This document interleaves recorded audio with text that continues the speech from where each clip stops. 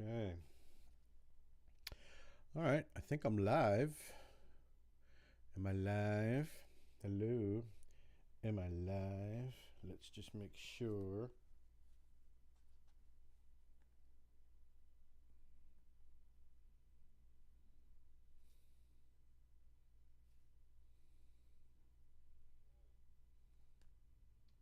All right. I think I'm live. Yes, I am. Okay. Okay. I'm live. I am sharing my link to Facebook. I am live on the YouTube with a.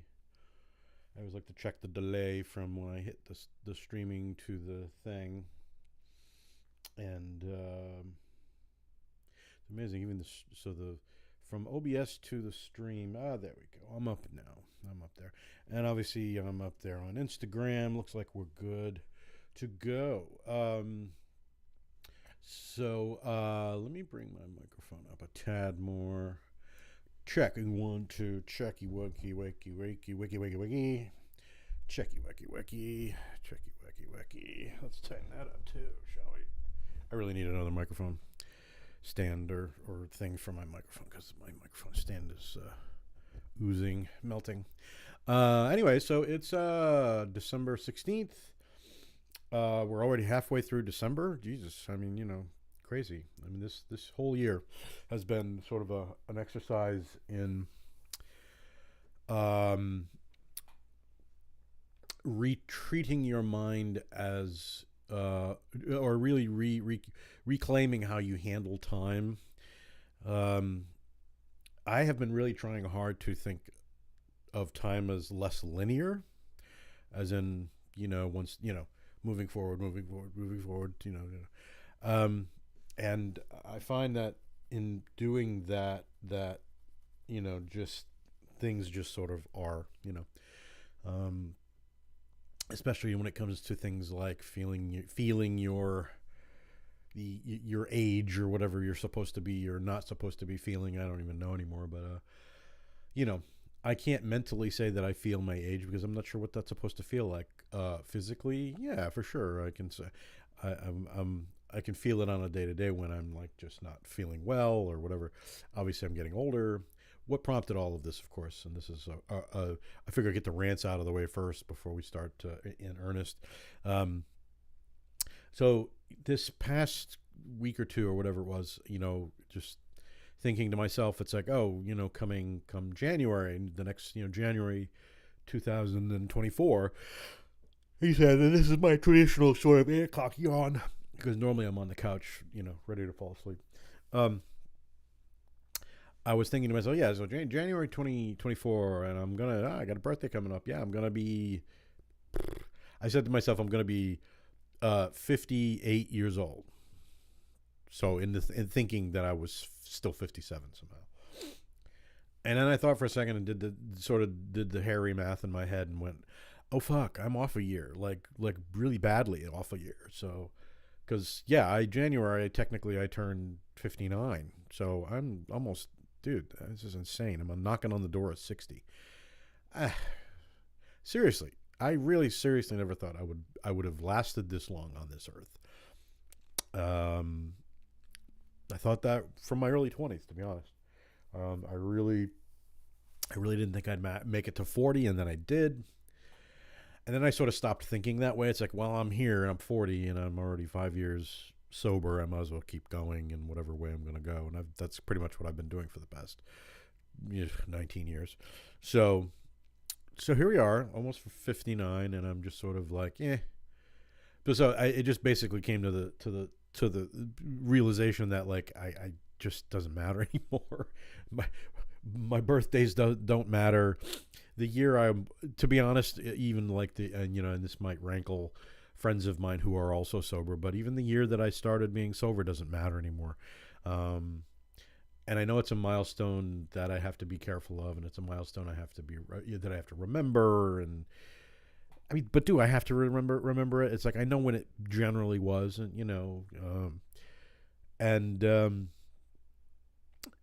as long as I know that I'm not drinking on any given day, then I'm good to go. Then I'm at least 20 years blah, you know.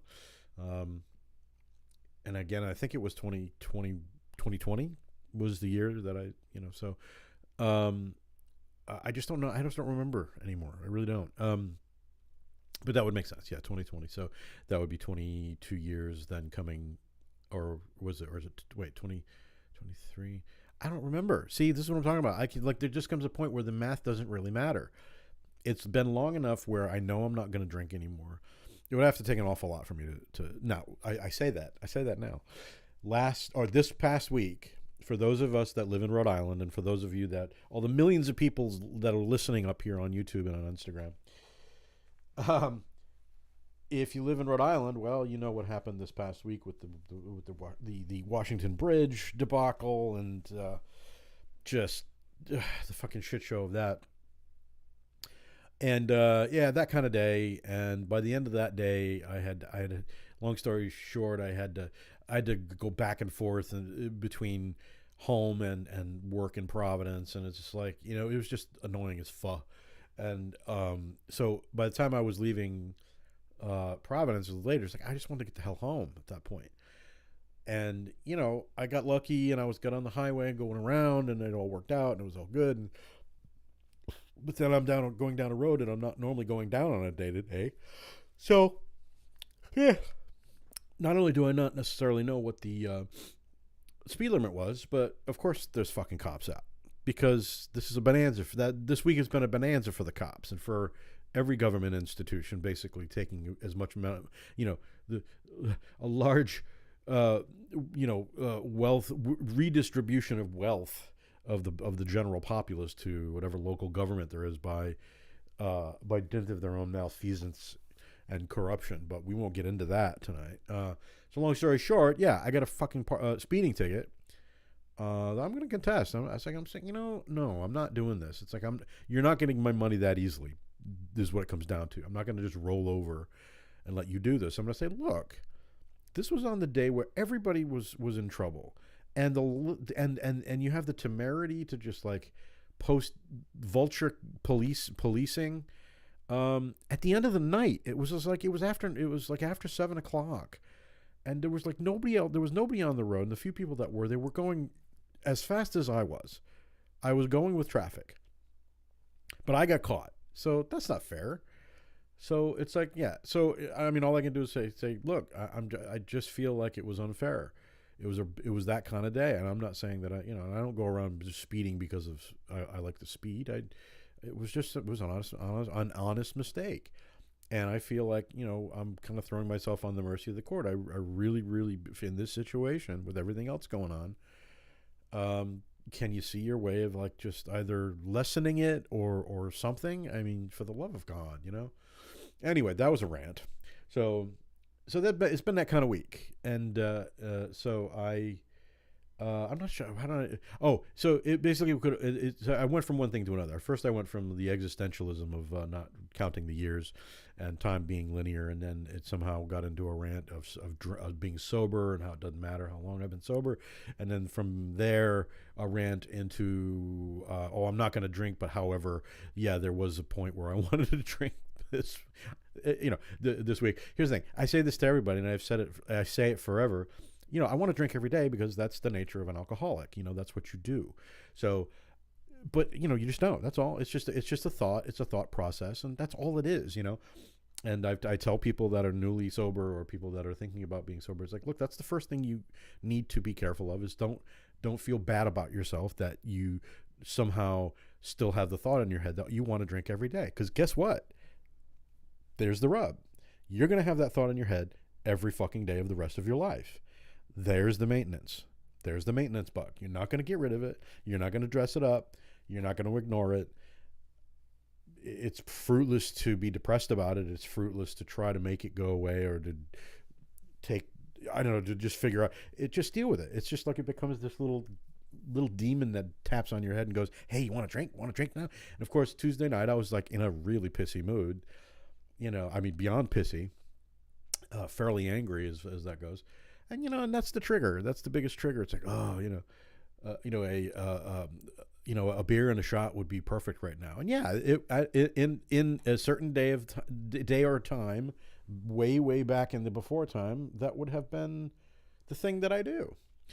It just isn't anymore. That's all. However, the thought's still there, and the sign lights up like like the bar sign says "open," and that's all right. So whatever. But and as I've said before with my sobriety, it's like, look, if I'm ambulatory when I'm still 80, well, fuck it, I'll have a drink. At that point, it ain't gonna matter much anymore because more than likely I ain't driving by that point.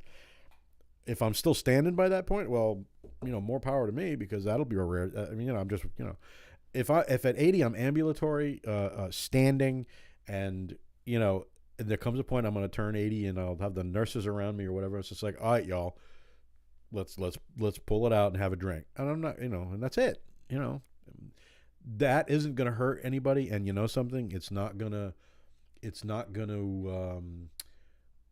destroy the fact that at that point I would have been sober for 40 some odd years. You know what I'm saying? So it's, you know what I mean? Like one thing, now it would be different if I did it this week, if I somehow dropped off the wagon and had a drink or whatever, well, then we'd potentially have some trouble. So, cause I can't do that. So anyway, so that's, unfortunately that's where this was that kind of week. It was on Tuesday. It was already like, it's still Tuesday, kind of thing. Anyway. So yeah, I'm lucky enough that I'm somehow got the wherewithal to be able to push through it and just deal with it. And, it just becomes like, whatever. It's just another annoyance of the day. And that was just one of those days where there were already too many annoyances, and it triggers that other annoyance. And it just becomes like, for the love of God, just let go away. So, anyway, all that said, so I'm hoping that all of my friends this week got through without too much trouble with the traffic thing, because that's just a whole other nightmare that I have my theories, as does everybody else, I think, about the timeline of this nonsense. And at some point I want to write it down and just see how close I am. You know what I mean? Because, just the corruption and malfeasance is just, it's happening in real time right in front of us. And they're not even hiding it anymore. And they're actually, they seem very proud of it right now, and it's just sort of like, wow, okay, just, up is down these days. It really is. And it's sort of like, I guess, we just have to kind of push through that particular conundrum as well. But hey, it's that time of year. It's a holiday time of year. I'm doing my best, as best I can, to remain, hopeful as best as I can, because that's not hard. That's not, it's not hard. That's not easy for me. It's actually hard for me to do. Last year was a really rough year. I did not, last year I was going through it, and I was really pretty much not in any kind of real seasonal shape, if that makes sense. Something I just realized we didn't. Yesterday was the 2-year anniversary of my getting Jack. Where's Jack? Is he here? I'm not sure if he's behind my chair. No, he's probably off sleeping somewhere else. Just dawned on me. Anyway, what was I saying? So yeah, we're halfway through December. All this kind of stuff happens. It's, people are already struggling. People are, we're in the state we're in. So, and I don't just mean Rhode Island. All we can do is muddle through the best we can in our own backyards first, and then go from there. It's all we can do. And I'm trying my best for as long as I can to try and be some semblance of festive, to whatever that means. I think I said this a couple of streams ago or whatever, when I kind of was like, okay, I'm going to make a concerted effort this year to at least be slightly less scroogey and grumpy, because it just all comes too easily for me to be that way. It's just like that's like my default. It kind of always has been, to be honest, in all of my life. My default has been to be grumpy. So I know how to do that. It's like I'm a professional at it. So if nothing else, the idea is to sort of try your hardest. Try and flex the other muscle. Try and think the other way, and just try do what you can. And listen, the universe is making it Not making it easy, but I'm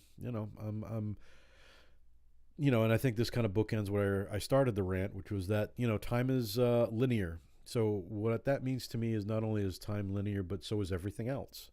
Um, when it comes to like money and paying bills and all the shit, it's like something because we're all in such the same shape at this point that the hope that I have is that what will happen is that when the shit really hits the fan, we're all going to be pointed in the same direction, much to the chagrin of the people that have caused all of this.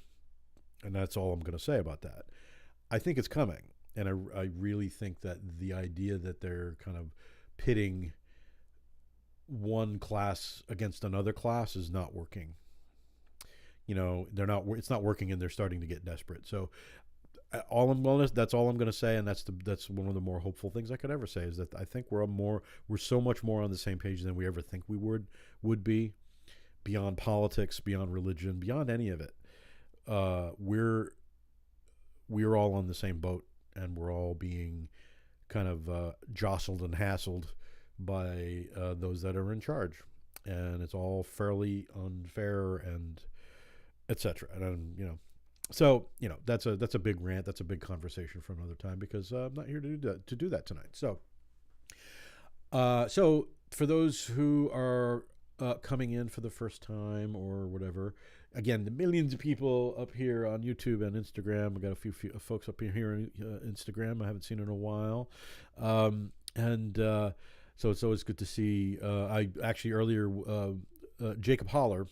For those of you who know who he is, he used to come to my or don't know who he is. He used to come to my my old open mic days back in the day.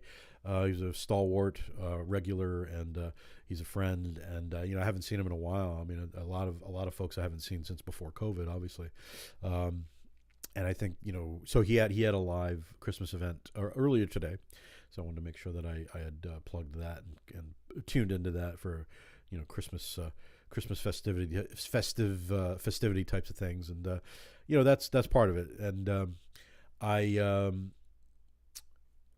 so the idea that what I wanted to do for this particular season, it's kind of a Beatley season. A lot of Beatles content since the past month, between the last, actually, quote unquote last Beatles single, Now and Then, coming out.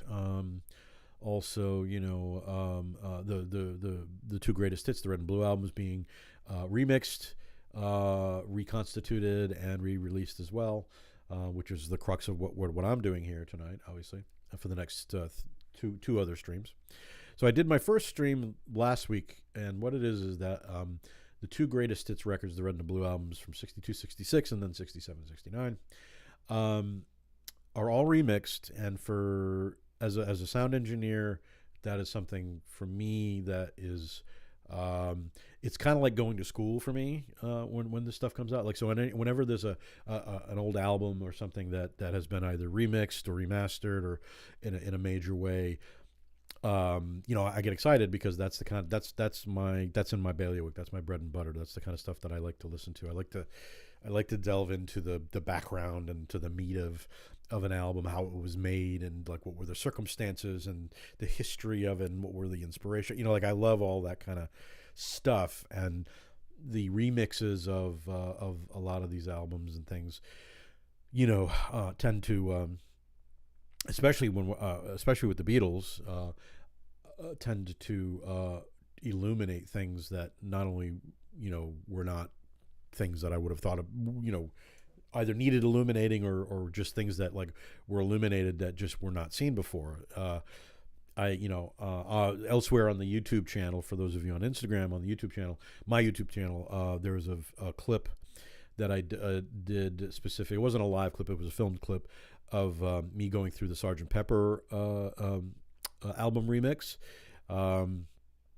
by Giles Martin, and I listened to the original stereo, the original mono from the '60s, both '60s mixes, and then the new remix that happened back in 2017.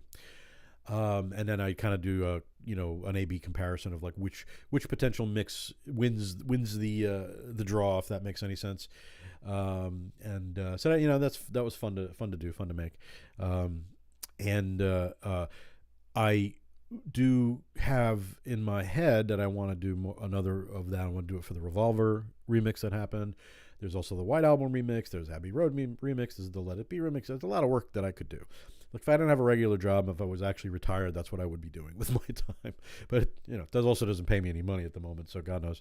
Anyway, those are all things I want to do. But I thought, like in the interim, I also did a George Harrison one. So of the remixed All Things Must Pass album, I did do a song by song comparison of the original mix, and then the most recent remix / remaster of that album as well. So that's up on YouTube.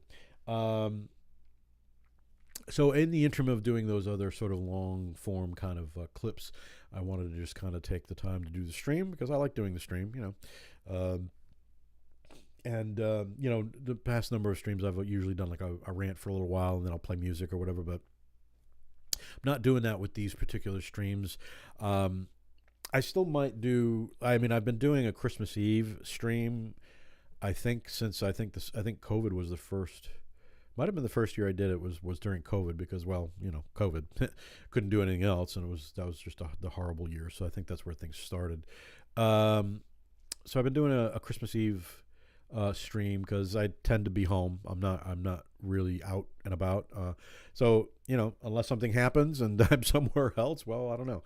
So that I'm still kind of tossing it out. I mean, it's already a week away, which is crazy to me. So I'll make a decision this week, obviously, as to whether, because I'm definitely doing. So anyway, last week did part one of this. This is going to be a 4-stream series. Last week I did part one of the 62 to 66 album, and so because they've elongated the albums with extra tracks and things, so it was a longer stream than I usually do.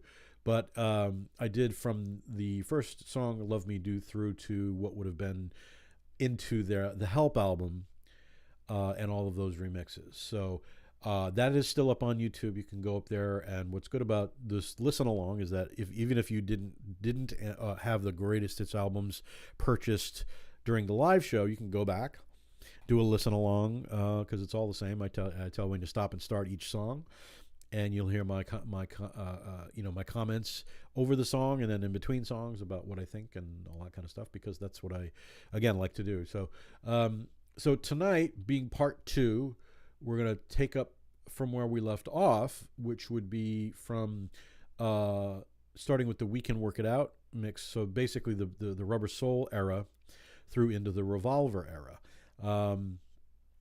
So this will be a bit of a little bit of wanting to do the Revolver one again at some point. So it'll be maybe a slightly shorter one this tonight, because I did. I'll say I did 21 songs last week, and then there's just another 16 songs this week, and then next week will be part 3, which will be the 67 to 69 album. So that'll be the first half of that, and then finally that's on the 23rd. That'll be the 23rd, and then on the 30th will be the part 4. Which will bring the series to a close. But it's all the same thing. You buy the greatest hits. I tell you when to turn it on, turn it off. Mainly because you're not going to be able to hear the music via YouTube or Instagram, because the algorithms will shut me off, and I won't be able to do this. So this seems to be the best way of people doing that. People have done it up on YouTube. There's also movie commentary that happens this way. So they basically say, okay, turn the movie on now at this time, and you'll hear it, and it'll all be in sync. So so that's kind of what I'm doing. It was something I in listening to these records, these new remixes, a lot of stuff goes in my head, and I start just talking to myself about this, that, or the other, and in my head I'm thinking, you know, I see other people make it. So the other thing too. So if you go on YouTube, there's like, God, there's hundreds now of everybody and their mother, you know, talking about the remixes. Are they good or are they bad or what's this or what's that or this? And I wanted to make sure, like, I haven't looked at any of them as much as I looked at one because there's one particular channel that I like, the Parallelogram channel that I really like. So I did listen to that one, and but I didn't really try to ingest his you know, thoughts on it or his, like, you know, biases, because I didn't want to go into this with too much of a bias, which I suppose is impossible because I'm a Beatles fan. I've been listening to this music since I was 5 years old. I mean, you know, I mean, I'm already biased, obviously. But as an audio engineer, I'm coming at this from a very, very kind of rarefied area. So the version of the new remixes that I bought are from a website called HD Tracks. So that's High Def Tracks. And what they do is they sell downloadable high resolution digital files of music. So pretty much all of the Beatles remixes and releases I've bought through those. So they're 96 kilohertz 24-bit tracks, which is sort of industry standard for recording to get like the highest def that the human ear can really hear at that point. Anything above and beyond that is sort of gravy. It's like, you know, I don't need to, you know, go that far. But so I find those files to be what I'm listening to most lately. So you can go up there, you can get those tracks there. Yeah, they're a little more expensive than MP3s. They're certainly, you know, more expensive than Apple Tunes and all that kind of stuff. But but the sound is a hell of a lot better. So if you really like your audiophile sound, and I would go there. I guess on that note, I'm gonna take a drink. Okay. Oh, taking a drink. So this is the thing. So I explained this last week as well. And it's one of those it's one of those things that, like, now, like, at my age, talking about my age and thinking about things, one of the things that I discovered about myself that I find horrifying, doesn't hurt anybody. It doesn't hurt, and, like, it's not horribly egregious. It's just horrible. What I found out was when I was filming those clips that I was talking about, like the Sgt. Pepper clip and the George Harrison clips, you know, I will talk about something and then I will come back to it later, potentially, call back of an idea or a thought or a philosophy or a theory or whatever it might be. And didn't realize I was doing this until I was editing footage of myself and watching myself do it. And I had to start making a joke of it because it was just insane. But it's insane.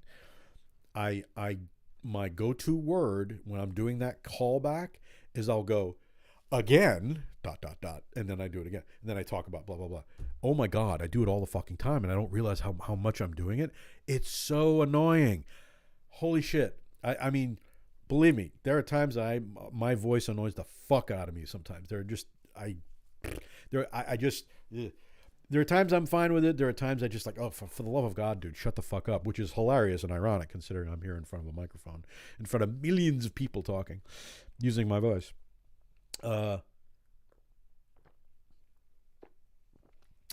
He said taking a drink. So, if you have a drink in front of you, whatever drink that might be, whether it's tea, I've actually got soda tonight because I needed a little bit of a caffeine jump. Probably by the end of this, I'm going to be like buzzing, right? Or if you've got a libation, you know, if you got a good Christmas, you know, you got some spiked eggnog there, you know, whatever it might, some eggnog and cookies, you know, just kind of make yourself comfortable, because this is a bit of a drinking game now. It's a shtick. I mean, believe me, it's a completely unconscious one, but I've been really, when it happens, I'm really aware of it now, because it just literally like pops out of my head and sits there in front of my eyes, like, just, I don't know, some head poppy thing. Anyway, so if you hear me say the word again, that is your cue to take a drink. I don't have a thing that will pop up on the screen. I should create something that just says again, you know, take a drink. So it's kind of a drinking game now too. So there you go. It's it's kind of a double whammy thing. So on that note, I've been jibber jabbing for about a half hour now. Thankfully, as of right now, I'm gonna knock some wood though that I was oh, what am I doing? Hang on, I just want to make sure I get that correct. Yeah, I just knocking wood to make sure that like I'm not gonna have any technical issues. I was having technical issues back a couple of weeks ago. I was trying to do a stream and I just had to kind of bail on it. So, but last week it went well enough. I think now I finally have found the magic stream settings, I think. So we're going to, again, knock wood on that and hope that it's all good. But anyway, so I'm going to start off with We Can Work It Out. So I will, hit the pause button and play button and all that kind of stuff, and you'll still hear my voice, and then I will instruct you to stop or start whenever I do. So We Can Work It Out. This is starting 2023 mix.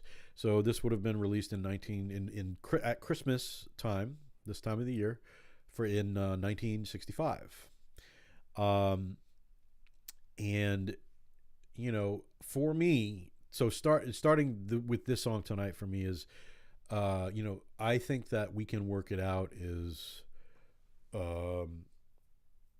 I think it's the best pop song ever produced. Written, produced, just the whole 2-minute ball of it, and it is 2-minute 16-second ball of it. But let me play it first, and if again play along with it as I start it, and I will comment and go from there. So let's play it. Here we go. We Can Work It Out. Hit play.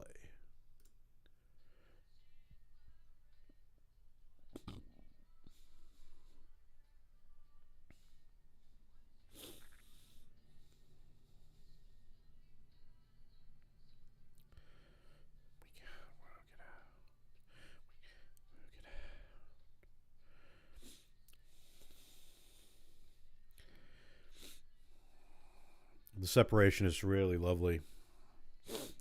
Harmonium, acoustic guitar, drums.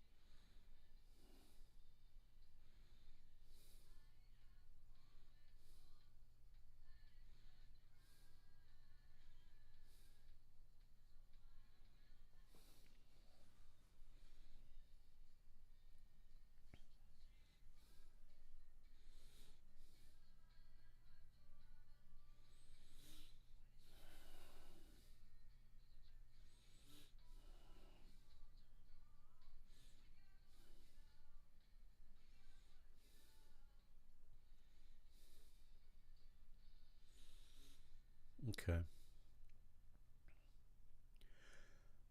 I'm going to hit pause. So, so that song is just a brilliant, simple piece of writing and production and playing. And the remix really kind of, brings out all the thing, the acoustic guitar specifically, which is to me, very clearly is the Epiphone acoustic guitar that Paul McCartney has instead of the Gibson jumbos that they usually use. You can tell the sound is just very different, better sound. And again, see, what did I tell you? Jesus, right the fuck out of my mouth. Anyway, I think it looks or sounds to me like there is, well, you have John Lennon on the harmonium, which again is way over here. Obviously Ringo on drums. And I think Harrison is actually playing percussion on this because there's no guitar solo or anything like that. So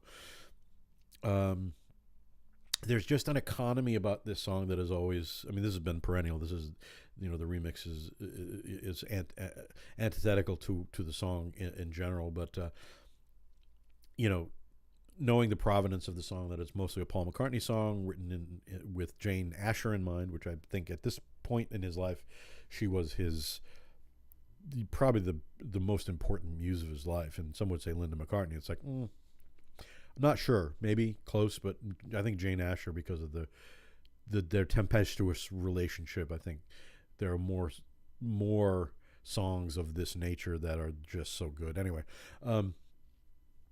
however, John Lennon was very much the creator of that bridge section. You know, that goes into that minor thing. It you know, it screams Lennon all over the place because, you know, Lennon likes to like repeat melody notes over a chord, you know, over and over again. And then it's also been written that whole little waltzy thing that kind of intrudes in the midst of that B section, and then at the very end, that was a George Harrison idea, which is interesting when you think about it, because then if you go 4 years later, when they're working on the Let It Be or / Get Back album in Twickenham, going off of that new, you know, the Jackson documentary that came out 2 years ago. And George Harrison writes the song I Me Mine, which is also in a waltz time. And John Lennon basically sees fit to be an asshole and go, oh, you know, John, it's not rock and roll, waltzing and blah, blah, blah. And then dancing with Yoko to kind of, I don't know, create some sort of a point that he's just being a dick or whatever. I mean, no wonder why Harrison left. So, you know, I find that just an interesting potential kind of, talk about a callback, right? One of the things that I've said a million times with these new remixes is the talk about Ringo Starr and the rewriting the books about Ringo Starr and what he has brought to this work, this canon of work. So even in this one, you know, being able to pull out the drums and really separate the drums onto their own tracks and then remix them, you really get a sense of what Ringo was doing.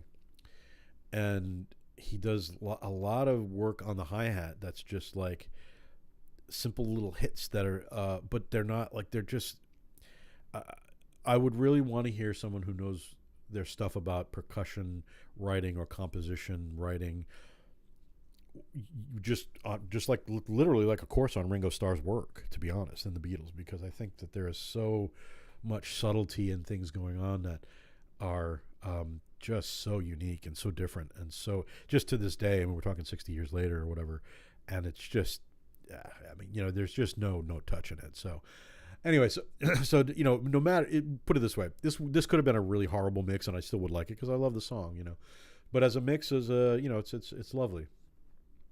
All right, so next up, it would be the flip side or double A side of that single, which is Day Tripper. And so I'm going to hit play on Day Tripper. Here we go.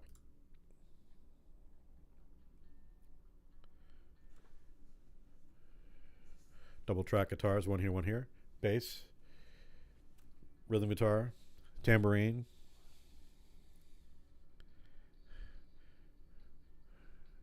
big drums.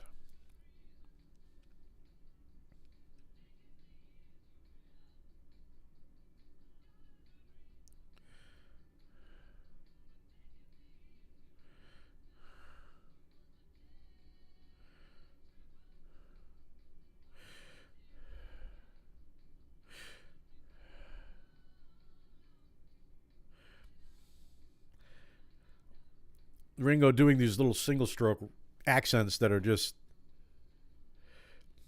no one was doing that, and no one has done that since. Crazy.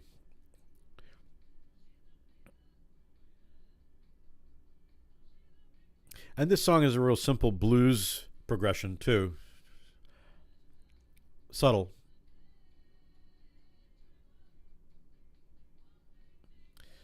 You know, Ringo's doing four to the floor now.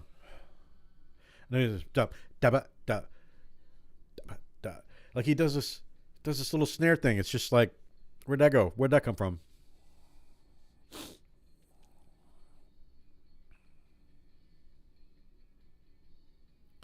You can really hear the rhythm guitar better here.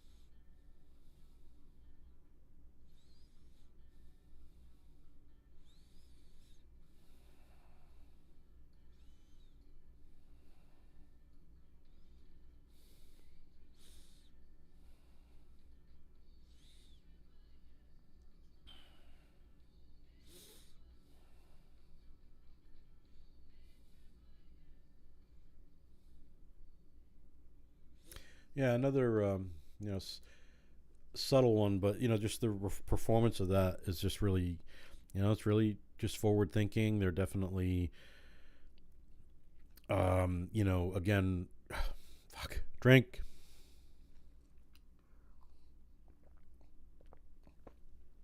Um, the Ringoisms are what come are keep coming through. Just those little accents and things. I can't. Apparently, I can, but I can't reiterate it enough. um, how just wonderful in hearing Ringo's work really nice and clearly now. Yeah, the rhythm guitar in that is nice and jangly, working well with the riff, you know, the double tracked riff, and the bass is actually doing the riff as well. Um, you kind of hear it all as a big glue though now, especially on that little that middle section that kind of goes into the different key where they come in with the ahs and stuff, and they're kind of doing that build up.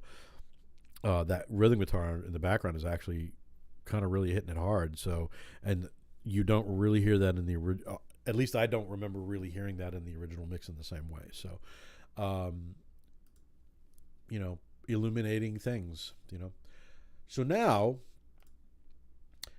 we're going to start delving into the Rubber Soul album proper. So with those two songs, and then 7 songs from the Rubber Soul album. We're talking about the English version of this, by the way. So that's 9 songs from those sessions, which basically means that there are 7 songs, only 7 songs left to make a new Rubber Soul remixed album. You have to think or know that at this point that they have had to have remixed at least the Rubber Soul album, and that we'll hopefully see a Rubber Soul box or remix album next year. We originally were supposed to get, I think the theory was that we were going to get a Rubber Soul remix box for Christmas this year. I gotta wonder why that didn't happen. I hope they're not waiting for the full-on 60th anniversary to release that, so like 2 years from now. Or if they're going to do that, next year being... Well, so here's the thing. I'm wondering now, when I think about it. They've gone back to the very beginning with the greatest hits to maybe kind of wet the palate a little bit with these early songs being remixed and all that kind of stuff. So it's November, December of 2023, 60 years. So I'm going to posit this theory that perhaps what they'll do is they will release, maybe they'll do a thing where they're going to start from the beginning and then move up to Rubber Soul. at this point. Make us wait that much longer. So maybe, I don't know, maybe next year it'll be the thing where we get the Please Please Me album and and then with the Beatles, which would have been released in '63 around this time, November '63. Yeah. So that would have been, that's the six. Yeah. So that's 60 years. And then Hard Day's Night, which would have been July of '64.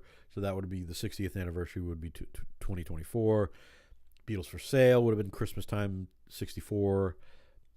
And then finally the Help album would have been early in '65, and then Rubber Soul. So I don't know. I got to wonder if that's maybe how they're going to do things. And the greatest hits albums, well, this was like a 50th anniversary. They thought, all right, why don't we do those first? We'll try all these remixes and see what happens and see how it goes. See, I don't know. That's my thought. I have a feeling maybe that's what's going to happen. Anyway, that being said, so 9 out of the 16 songs that were done during the Rubber Soul sessions, minus the extra bits and pieces and different versions and things that have popped up on the anthology and all that. I do await a Rubber Soul box, hopefully sooner than later. Going forward, though, we're going to hit on the first song that comes up on the English version of the record.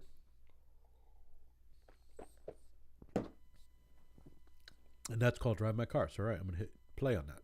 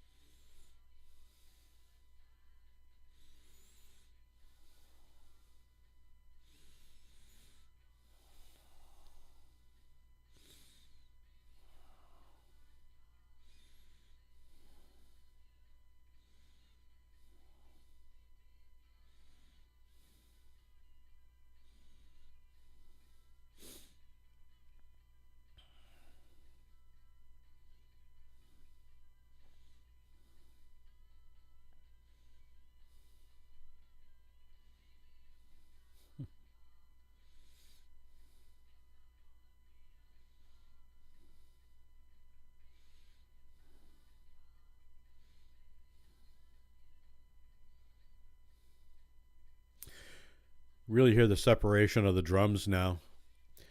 Kick in the middle, snare over here.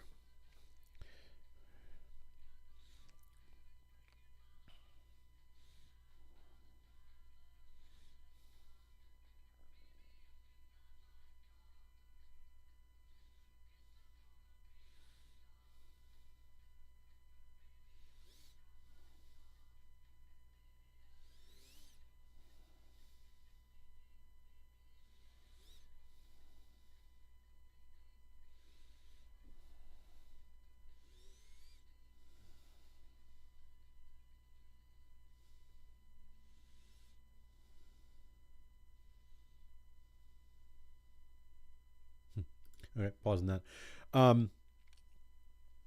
So pretty, mostly what's different about that mix is the drums. You can hear the separation of each drum, like they stereoized the drum kit. And, the Ringo's drum kit in the day was only ever put on a mono track by itself. The only time it was ever actually recorded in stereo was on the Abbey Road album. So to hear his drums stereoized and really separated nicely, and you can hear like the sound of his snare is just awesome. And then this song, you hear the piano, very highly compressed piano on this side. You can tell that they kind of tempered the cowbell a little bit because in the original mix of it, the cowbell is pretty prominent. They kind of shoved it off to the side a little bit, brought it down a little to be more clearly in a supportive role than as a lead role, and that's fine. Haven't seen anywhere yet um, whether uh, to what degree they were able to separate the vocals from each other. I would like to think they could, but it seems like I can certainly hear that. I can hear, especially the double tracking. You can really hear when, like, especially when they do the beep beep thing, you suddenly hear all of it in there in your head, like the double tracking of the voices is spread out a little bit. So, um, or transition there, so you can see it. So anyway, so that's that. Next up is Norwegian Wood, obviously a favorite. So, one of the things to remember is that, excuse me, there's a number of different mixes of the Rubber Soul and the Help and Rubber Soul albums. There were the original mixes from the 60s, which were very hard panned affairs, the original mixes from George Martin. Those mixes are available on the original Beatles volumes. Is it, let's see, where are they available? Hang on, I want to make sure I get this right. They are available on is it the mono mix? I think it might be the mono mixes, or is it the stereo mixes? I forget which release it is on. What happened was the original CD releases from the late 88 or whatever it was. George Martin went back in and remixed both Help and Rubber Soul, but just the 4-track. I mean, he didn't do anything special other than just remix what those were. And now we have these demixed versions as well. So you're really dealing with like 3 very different sets of mixes that at some point, like, so if I were to do a Rubber Soul film or clip about it, I would need to listen to all of the mixes, between the old mono, the original stereo, the remixed stereo, and now these new remixes in stereo. So just to kind of get a sense of them. But anyway, so the next one coming up is Norwegian Wood. So I'm going to hit play on that. Here we go.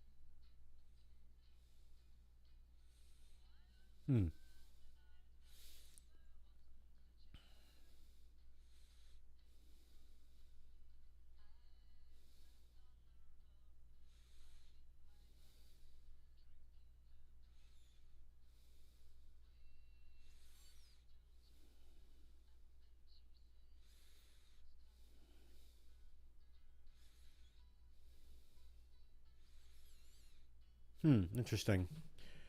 I feel like I'm missing Ringo's kick drum. Is that right?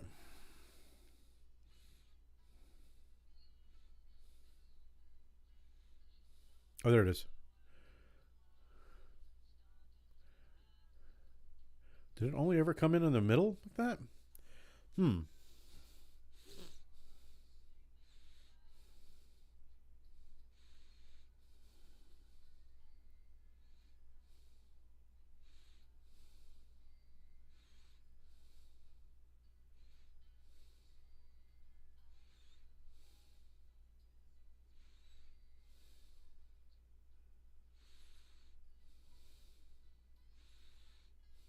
Hmm.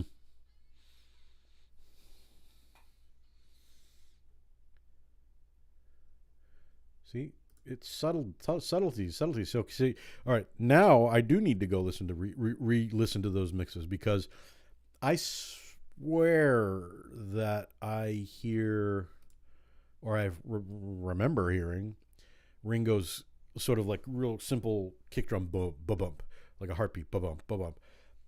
But from the beginning, I thought for sure I did. But here it comes in on the second iteration of that bridge section, and then through to the end. So okay, I'm not sure now. So now I'm second guessing what I what I do and don't remember. So that's the odd things about these mixes, is it's bringing up so many different things. So like this mix, you definitely hear the tonality of the sitar really really deeply, or like really, and it's a really spare track. There's really not a lot on it. I mean, an acoustic guitar, it's the sitar, it's the bass, and then there's like this little, somebody looks like, sounds like it's Ringo clapping or something at the end of those B sections, and then a little tambourine, and then the voices aren't even double tracked. I mean, it's really spare. I mean, it's really really spare. There's not much production wise. It's really simple. And now, at the time, they were also up against time to finish these, so maybe that worked with them in that regard.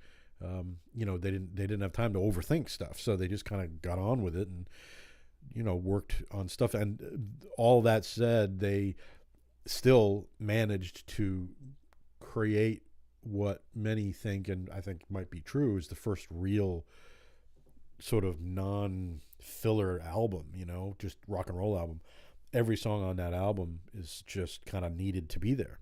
None of it's filler.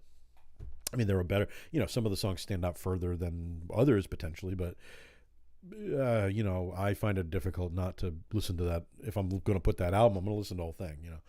Anyway, so I gotta, so it brings up questions, and listening to these remixes, it does bring up questions for those of the likes of me, who,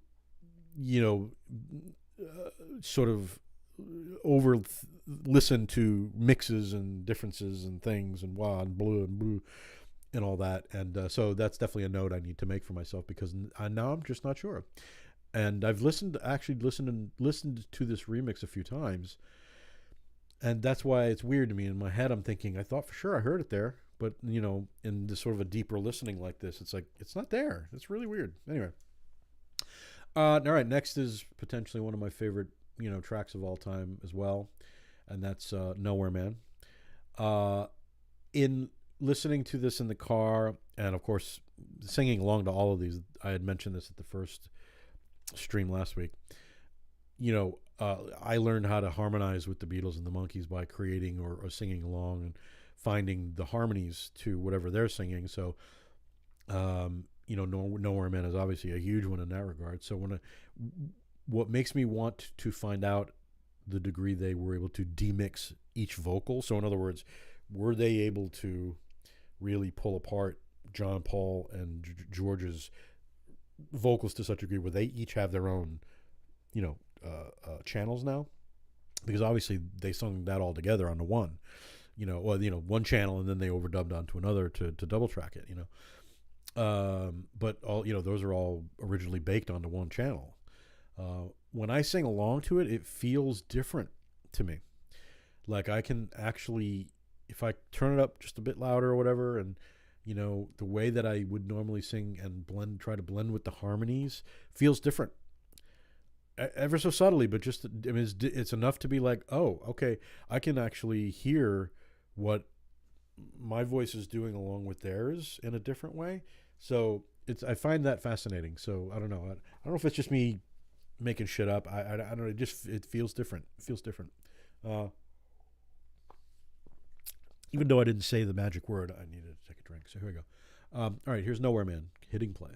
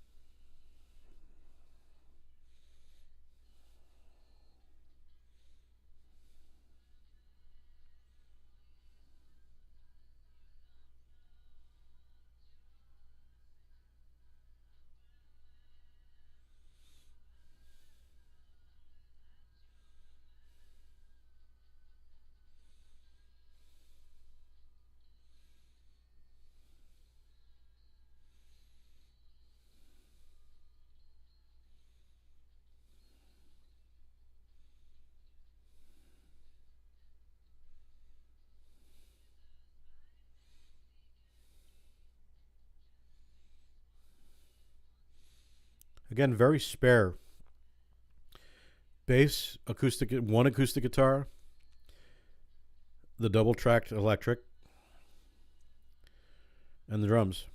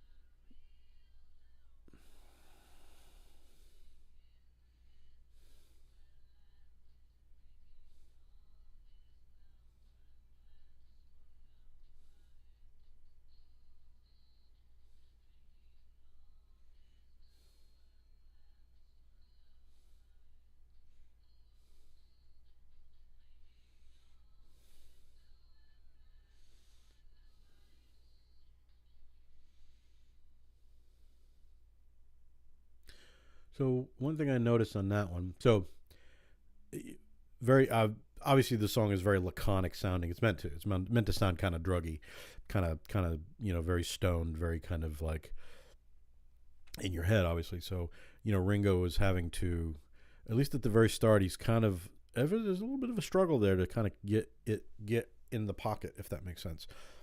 And so because you can kind of hear it now, so some of the things that remixes will pull out maybe are it's the warts and all part. Thankfully they didn't see fit to like potentially try and fix a lot of like some of the some of the mixes or some of the songs. What will happen is that it's highlighting potential like wrong note here or there that might have been buried in an original mix that you didn't hear before. One of the things I'm noticing with from about the Help era on, I mentioned last week that McCartney's bass playing is starting his journey towards his melodic kind of bass playing that we kind of all kind of embraced, come from Sgt. Pepper on. Really, this is definitely one of those songs where if you listen to the bass and what he's doing, he's in the tonality, but there's a couple of notes here or there that he's maybe a little slightly unsure of or whatever, but he gets it through. But it's a performance. Again, it's drink. It's a performance. That's why George Martin was a great producer. They fixed the fairly egregious, mistakes, obviously. But if there was a general performance, especially all three of them playing at the same time, which in those days that's what they did. And listen, they had like an hour. We have an hour. We need to get this bed track done. So let's get a good take of it and have done with it. And I think this one is. It didn't take them that long. This was only second, third, maybe fourth take, I want to say, to get the general band stuff together. You can hear the drums really separated. I am noticing on this, and I have to go back and listen again. And I had mentioned it last week on part one for the earlier stuff, that it seemed like there wasn't a lot of cymbal work, but I'm starting to think, did they dampen the cymbals down? Because like on this one especially, like, I mean, obviously the last note you hit you hear a cymbal being struck as a thing, but I know for this one there's definitely cymbal hits that are in those original mixes, and in here they sound a little dampened. They sound a little less. They're not there. They're not the hot. They're not kind of on top of the mix over here. So I gotta wonder.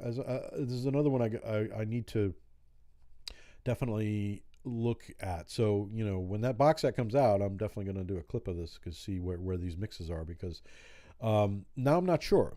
I mean, the thing with these remixes that's, again, he said it. The thing about these remixes that's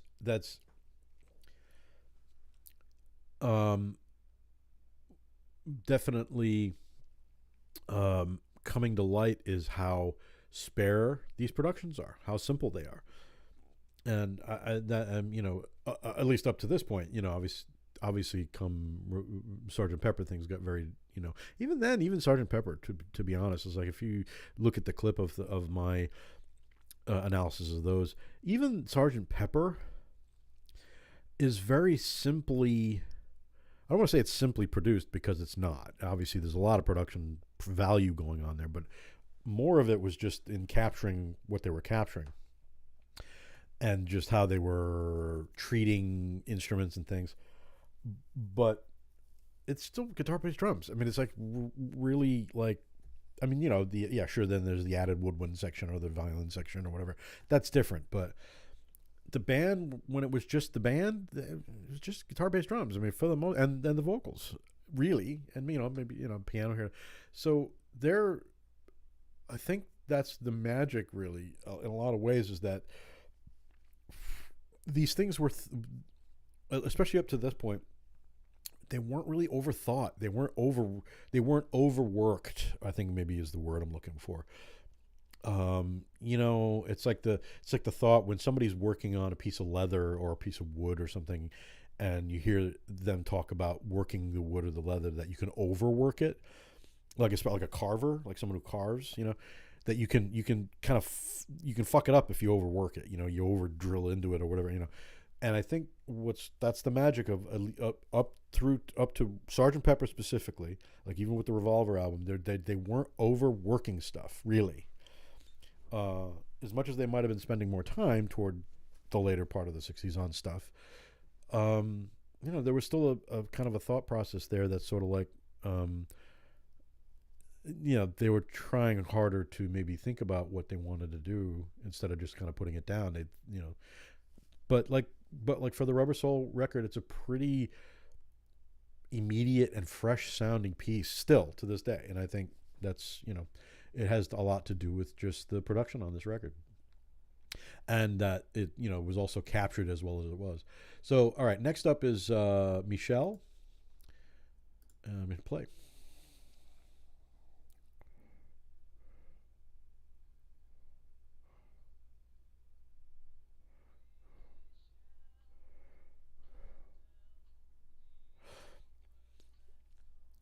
So tight, so tight. Ringo's like, it's like the breath in between, just in between notes, that rest is just gorgeous. It's gorgeous.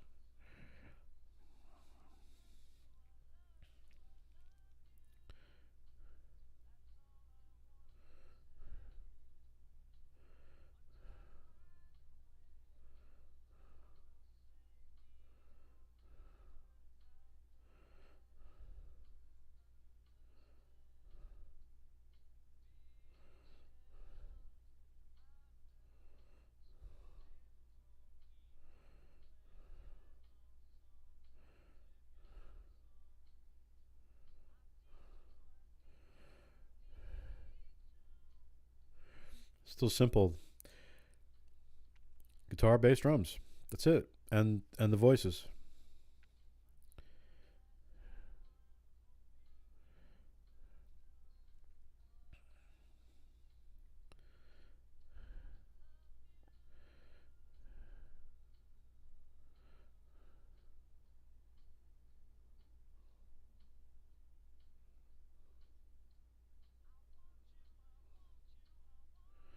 Slightly noisy solo.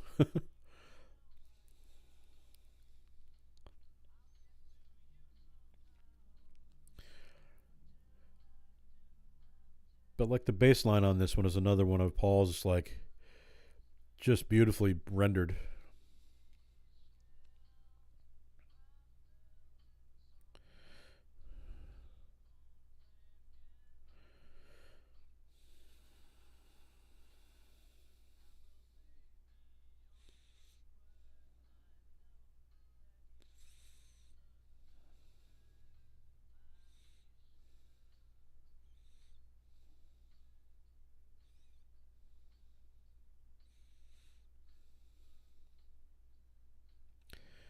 And Ringo pretty much is doing the same thing through the whole record.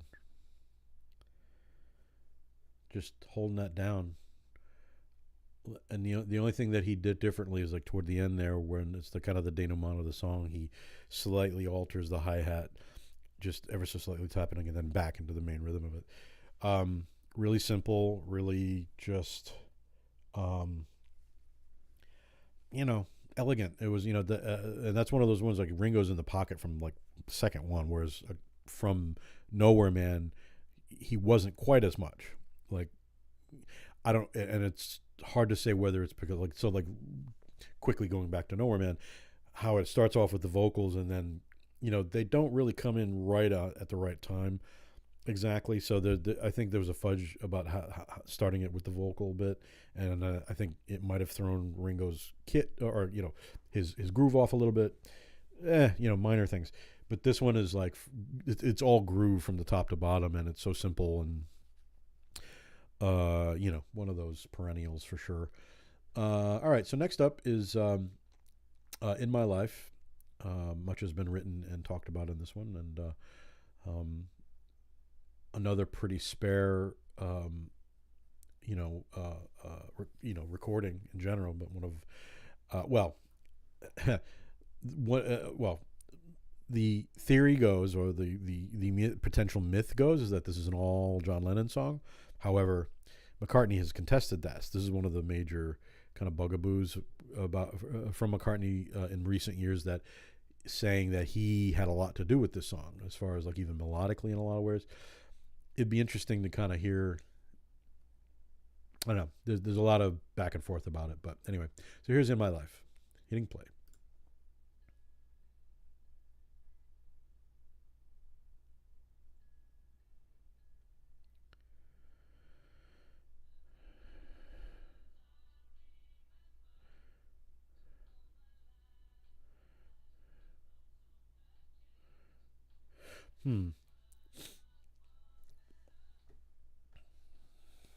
We got two guitars and bass all over here, so I'm wondering if I'm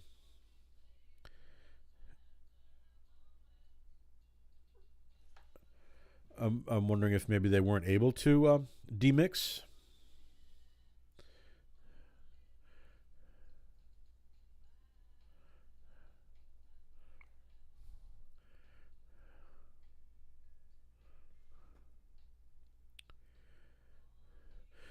I mean, the drums are nice and clear.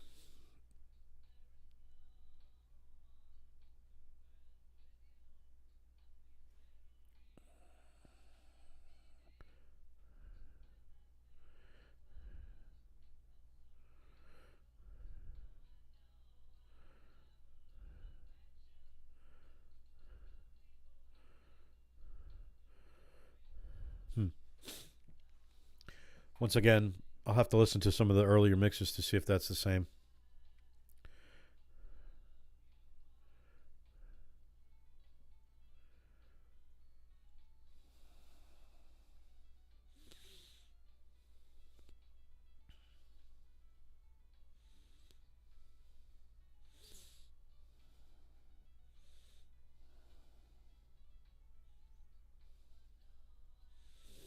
The famous solo.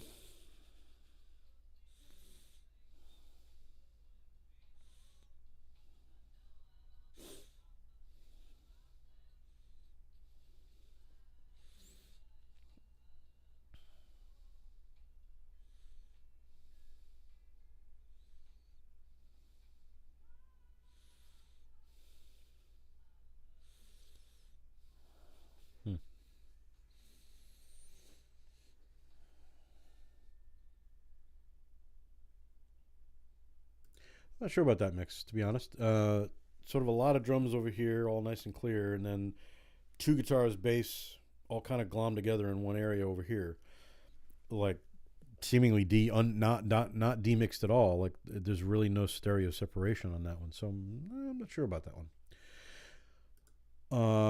I need to go back and listen to the other mixes and see what's going on there, because that one didn't sound really right, in all honesty. Which, like, that mix didn't do the song a service. The sped up piano solo is obviously kind of as front and center in the middle, takes over where the vocals are and all that. Yeah, no, not that particular remix. I'm not as happy about. All right. Next up is George's "If I Needed Someone." Here we go. Hitting play. Yeah. See, this is nice and separated.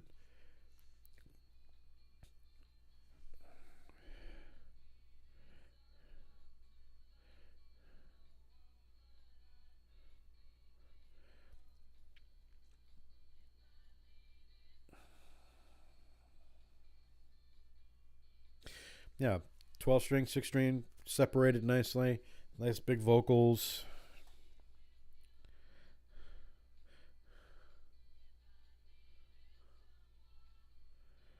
Slightly muted cymbals.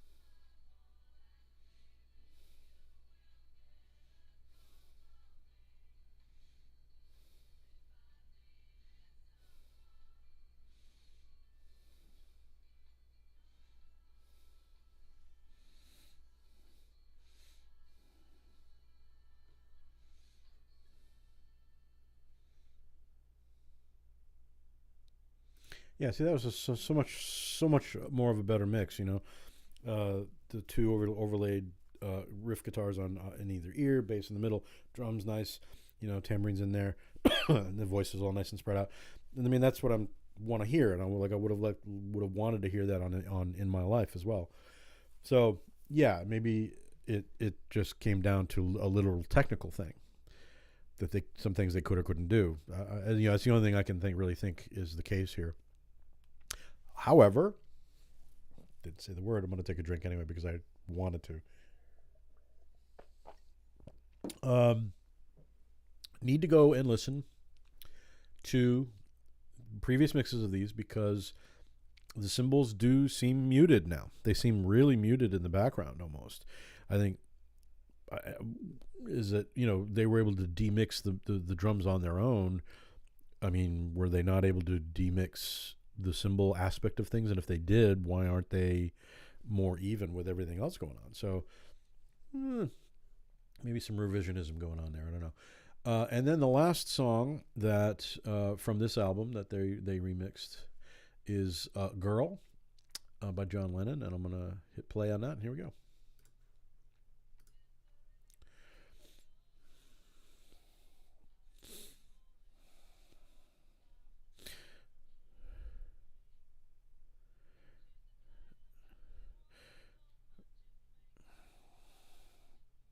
Ringo on brushes.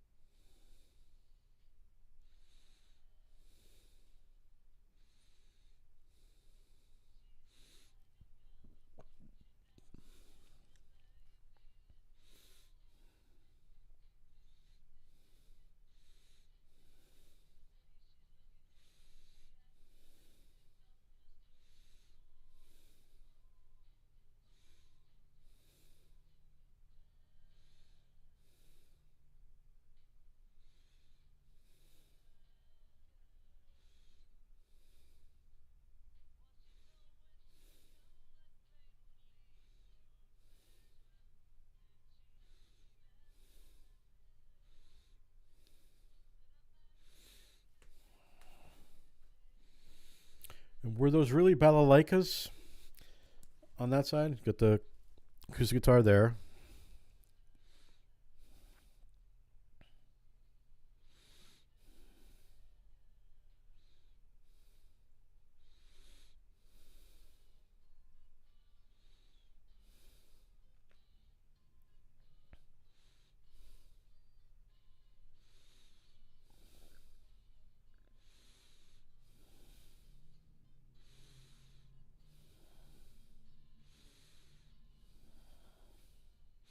Hmm. Hard to tell. So, that end kind of like Greek, that kind of Greek sounding thing where it sounds like, Greek balalaikas playing. Is it balalaikas or is it just acoustic guitars? Like, I can hear they're definitely like compressed and like double track to make them sound like maybe a balalaika. But I'm wondering if it's actually just sort of a dodge. So that would be a potentially. So that would go back to the original recording. Did they record just two acoustics, kind of double track to make it sound like they're like a balalaika, like a 2-string on each kind of like a mandolin. Don't know. So that's an interesting thing. But that mix is fairly innocuous. Another instance of a lot of very spare stuff on this album. It makes sense that this album would be called their folk rock album because it's very it's very simple. A lot of acoustic guitars. What electric guitars are on here are mostly for decoration, really. Even like Nowhere Man, it's mostly I think every single, maybe except for the exception of Drive My Car and a few of the others that are not on this remix album, are acoustic guitar driven. So I think that might be a first. So that therein lay the reason why it's kind of a maybe even a quieter album on some levels, but definitely a step. You can definitely hear where Brian Wilson got his in the bass information in the that he wrote into his compositions of where the bass notes would be. McCartney's definitely like he's going places that not a regular pop song would go as regards a bass guitar. So you can hear definitely where that inspiration came from. All right. So we actively await, as I said last stream after I went through each album, will I buy a remixed Rubber Soul album? Yes, I will. I will buy a remixed Rubber Soul box set, yes. It would be interesting if they do a box set down the road, like maybe not as soon as like next year. Do they revisit and maybe take some of the criticisms to heart about these particular remixes and remix it again? Good Lord.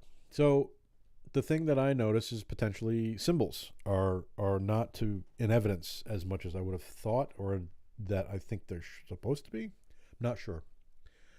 All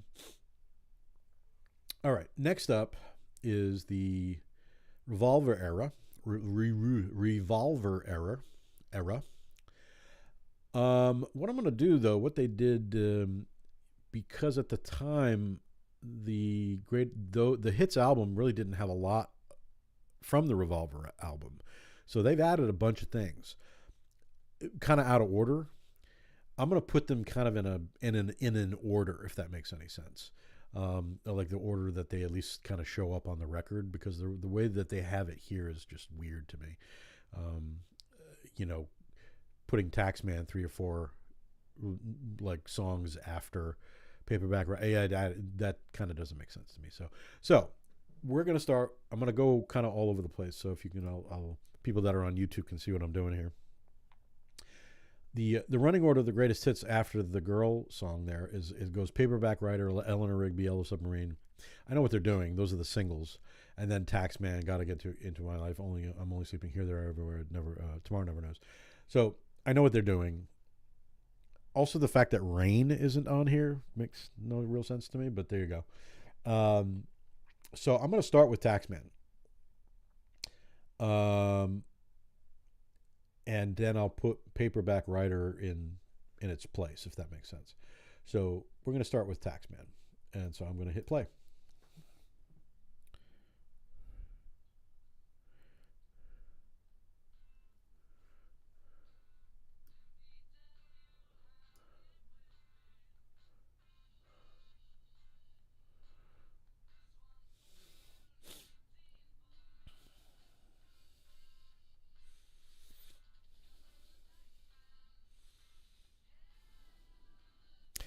See a lot of cymbal on this one.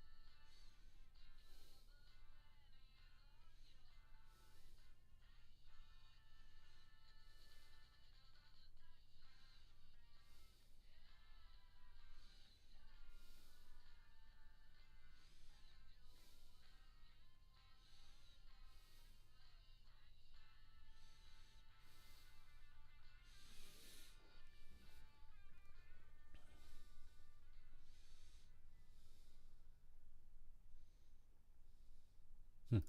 So that so that's Taxman. That starts off Rubber Soul, obviously. Rubber Soul. Wow, Revolver. um, and same as what I was saying before. Very spare. Bass, drums, guitar, and cowbell and tambourine and vocals. Really spare. However, just in the way that they treated, especially the guitar tone on this, is just like slashing. I mean, it's really just high and brittle and bright and you know yeah, just meant to be really slashing sounding and very angular and very angry sounding actually. Um, so yeah, it's one of those things where I'm not sure. Especially the Revolver album. I may be the most potentially biased, as it's actually my favorite Beatles record, and I've listened to the Revolver box set that was released back in 2022, and that's what these mixes are. So these mixes are basically the same. And as much as the remix for Revolver, like I'm still kind of processing in all honesty. Um, the remix that immediately got to me and like just held my heart was the Sergeant Pepper one. Um, and Revolver is one of those things where it illuminated the fact that it is such a spare album. It's such a there's not as much on there that you think is on there, and that's what's kind of amazing and weird about it, especially. So that being said, does that mean are these new mixes the definitive mixes? Um, I wouldn't say that. I wouldn't necessarily say that. Now, I have said that about the new Sergeant Pepper remixes for the most part. I had one minor quibble about one song. I'm not going to talk about it here, but I'll bring it up next week when we delve into the Sgt. Pepper era on the second greatest hits album. But yeah, so are these the definitive mixes of these of this work? Not necessarily, but they are still entertaining, and they're still, I think, worthy of, are the greatest now, or the Red and Blue albums, are these going to be now the new standard? So are the old Red and Blue album mixes, do we need to like scarf them up so we don't lose them, kind of thing? So yeah, so I'm still working through my feelings about the Revolver album, but all that said, all right, so next up, I'm going to go in order of when it popped up on the Revolver album. The second track of that was Eleanor Rigby, which was also a single, part of the B-side of the single. So here's Eleanor Rigby starting play. Here we go.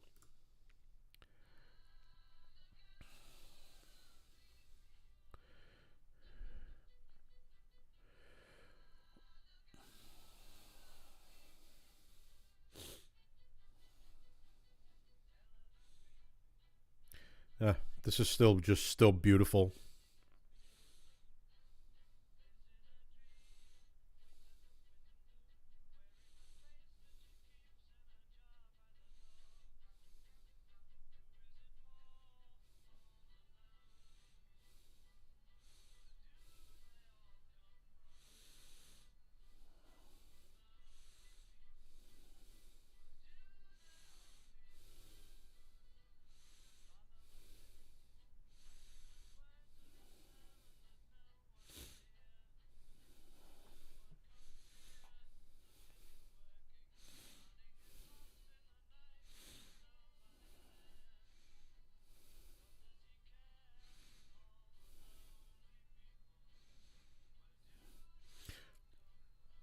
Paul's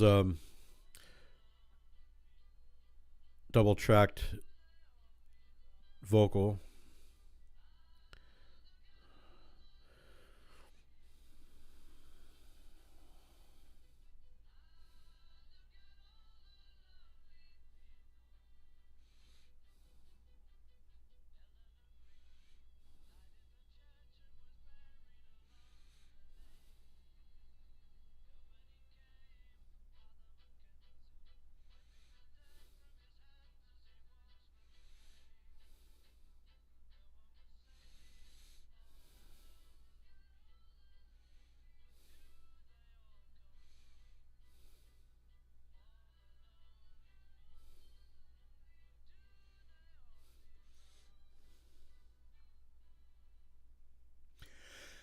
Yeah.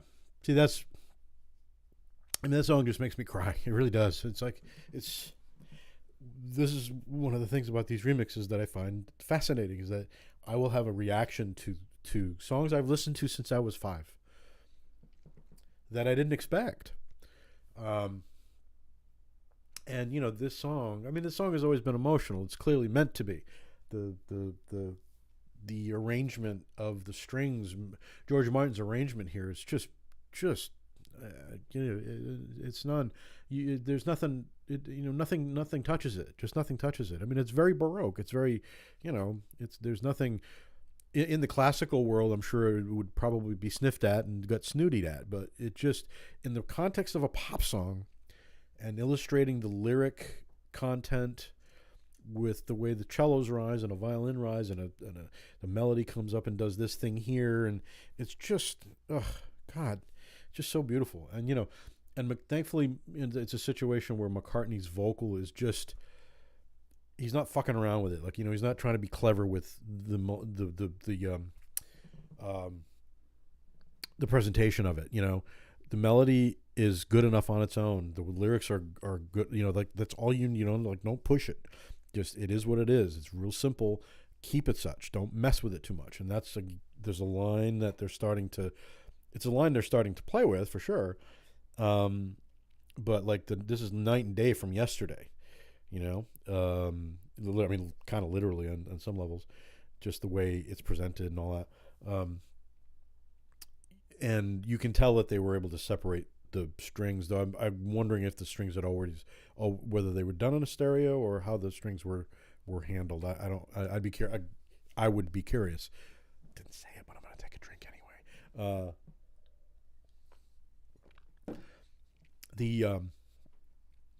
There's another one compositionally where there is some new evidence potentially that.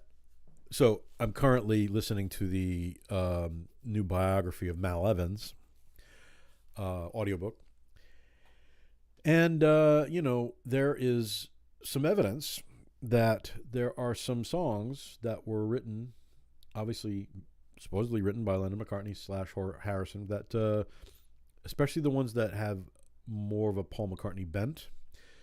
Around this time period, McCartney and Evans were around each other a lot. So there's some evidence that some of these songs, and this one is one of them, that might have benefited from a few extra people.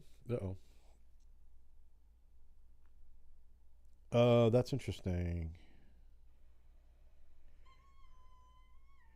Oh, that's interesting. How can it hear it? That's just weird.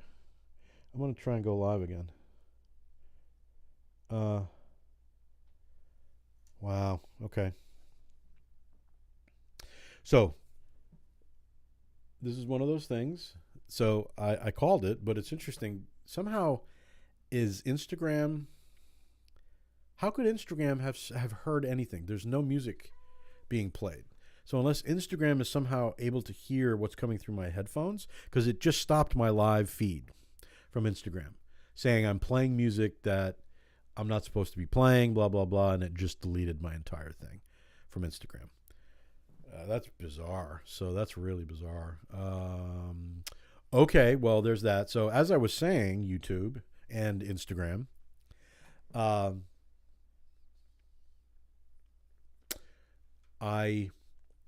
what was I saying? I was saying, the evidence that potentially Mal Evans and or other folks might have had some input on this, both especially lyrically. Apparently, George Harrison once again had the idea for what is essentially the chorus. Look at all the lonely people. That's George Harrison did that. So I got to think. It's like, all right, well, talking about, I don't want to be a revisionist historically, but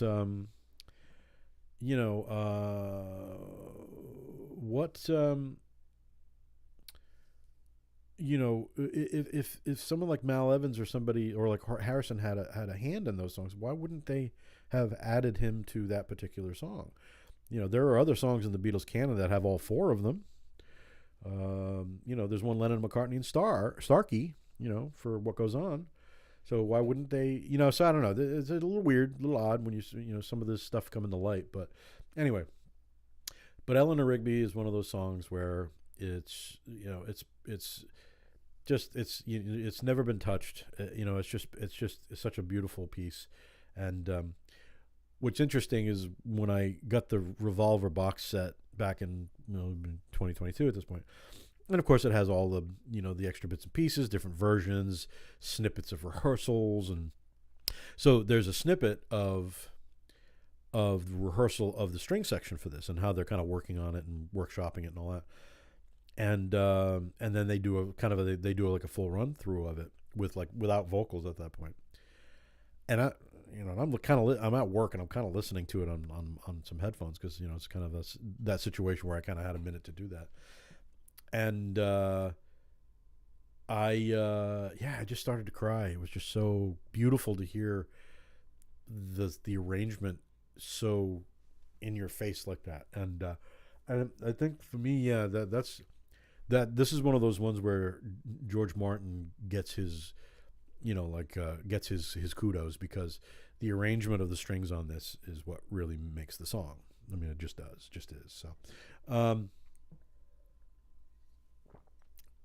So I think what I'm going to do, what I'm going to need to do is, I mean, I'm going to need to make sure to bring my headphone levels down because potentially maybe Instagram is actually hearing somehow.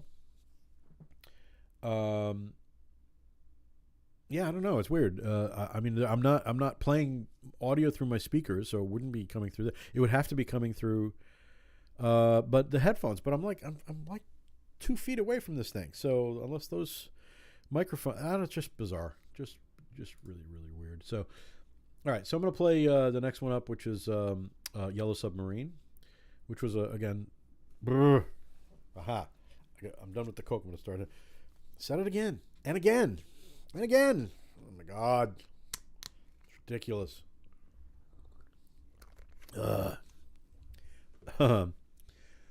We'll go to Yellow Submarine, which was the B-side of the Eleanor Rigby, or was that the A-side or the B? I don't know, it was a double A-side, I forget. But that was the single from there. So, so we'll do Yellow Submarine. And I will hit play, and I'm going to bring my headphone levels down for those. So those of you on YouTube who don't know, my Instagram just went down, turned me off. I'm back live on Instagram again because fuck you. And I'm going to try it again and see what happens. And there's no reason that anybody on Instagram should be hearing anything. There's nobody here anyway, so who cares? Anyway, so I'm going to hit Yellow Submarine. Here we go.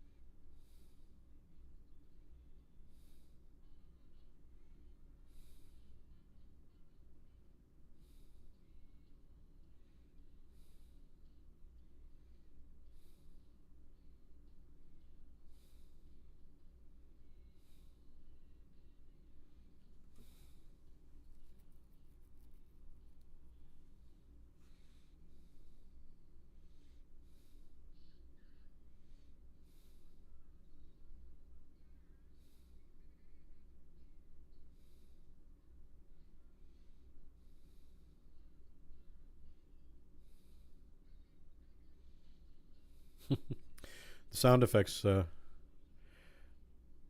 are in lovely three dimensions now.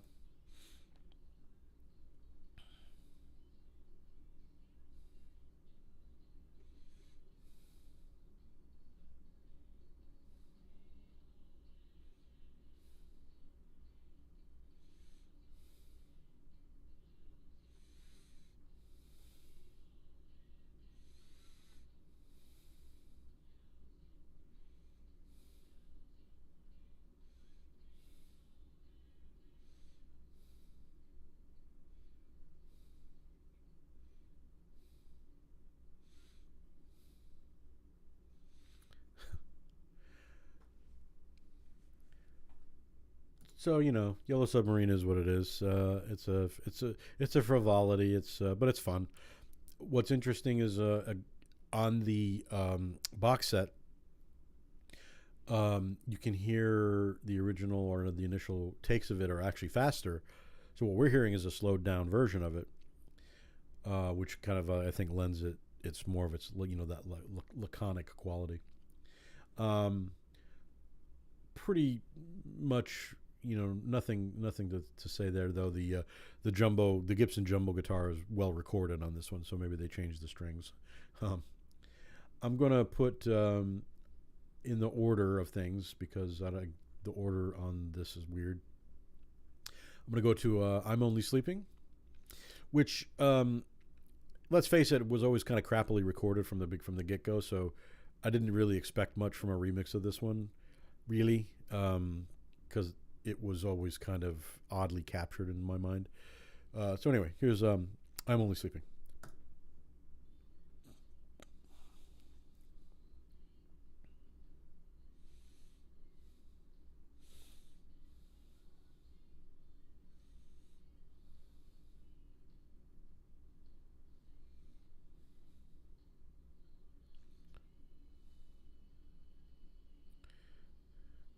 There's plenty of cymbals on that one, though. And you can definitely hear the kick drum a little better.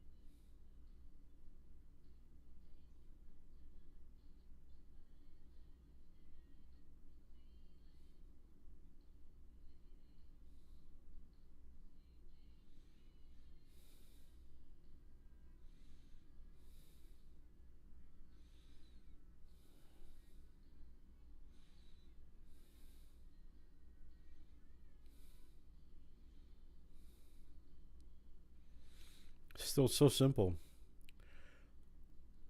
Drums, bass, one acoustic guitar, vocals, and then overdub backwards guitar.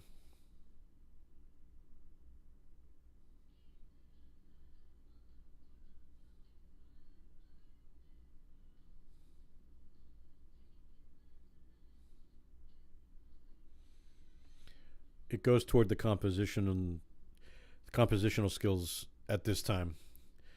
That, that's what's taking center stage on a lot of levels, is the compositions, is what's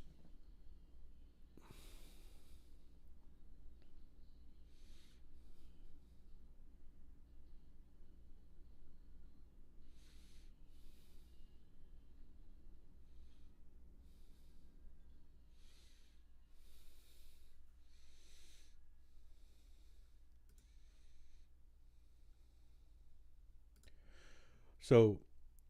That one's always had a bit. I'm Only Sleeping has always had a bit of a very washy. I mean, for obvious reasons, that's what they wanted.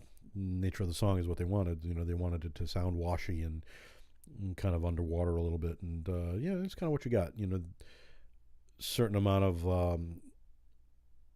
where everything else on the record is very close mic'd. This one is like seemingly the absolute opposite. It seemed. I don't know. Just the nature of how it was produced was a little different, but yeah, very spare, just very, very spare. All right, so I'll pivot now to what would have been the single, which is Paperback Writer, and yeah, I'll just hit play. Here we go.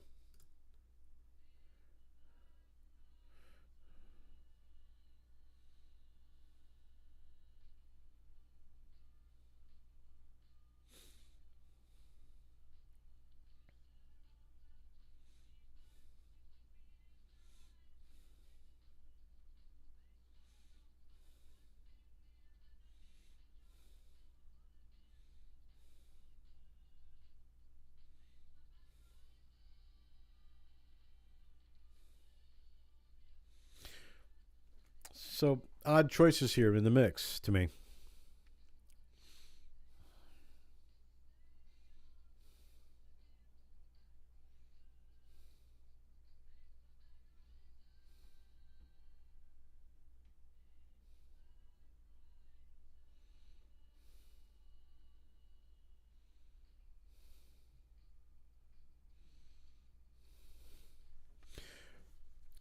two guitars that feel bunched together, and the vocals are spread out, but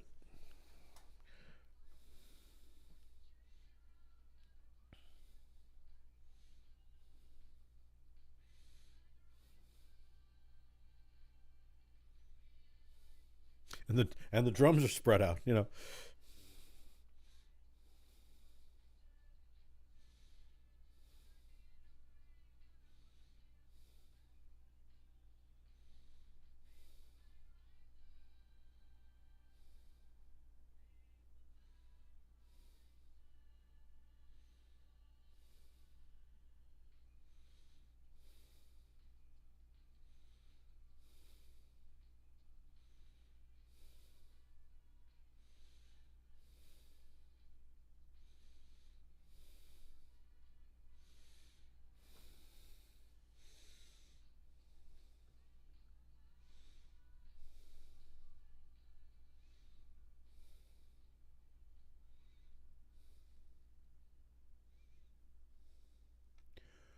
One thing that is immediately obvious with this particular remix is that the bass guitar is well, the original 45 of this, the bass guitar is like really in your face. They wanted to hear more of a Motown kind of influence and stuff. So it seems like this mix definitely muted that a little bit. For good or bad, it's one of those ones where, and I'm not going to say it, but I was just about to say it, so I'm going to take a drink.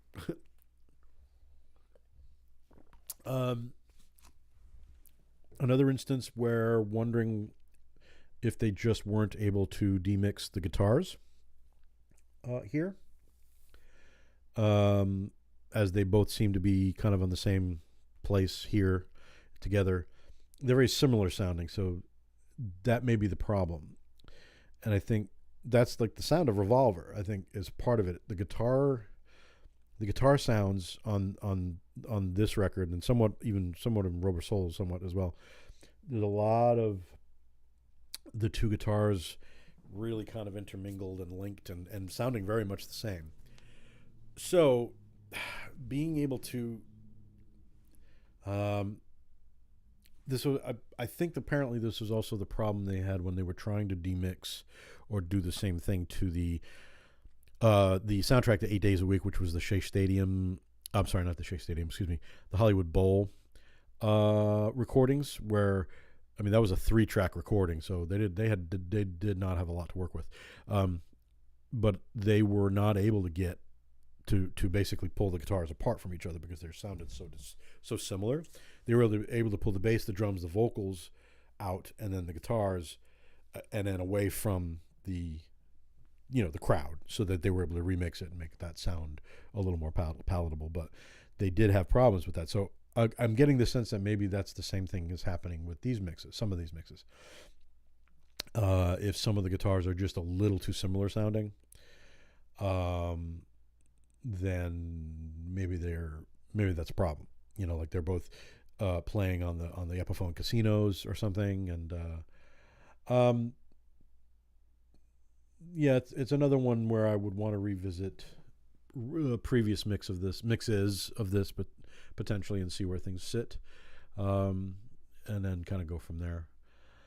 All right, so on to the home stretch here. The next one is there's sorry, I did okay. So yeah, there's only 3 more songs here, and we're going to start with, it was basically 2 Paul songs and then the denouement for the night. So far, Instagram hasn't shut me back off again, so the only thing I can think is that somehow my headphones were leaking just enough into the Instagram feed where it heard the Eleanor Rigby algorithm and shut me down. Motherfucker. Come on, dude. There's nobody here. What do you think? I'm going to sell this or something? Stupid. Anyway, next up is Got to Get You Into My Life, so I'm going to hit play, and here we go.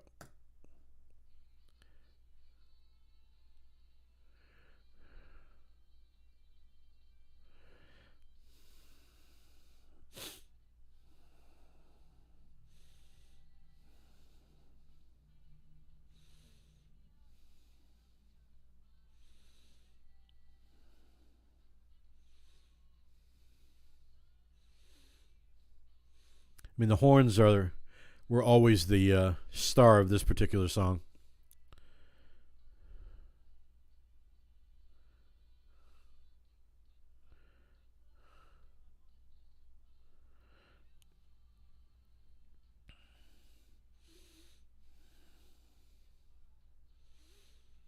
You really can hear more of the hint of the background guitar in here that was clearly recorded over.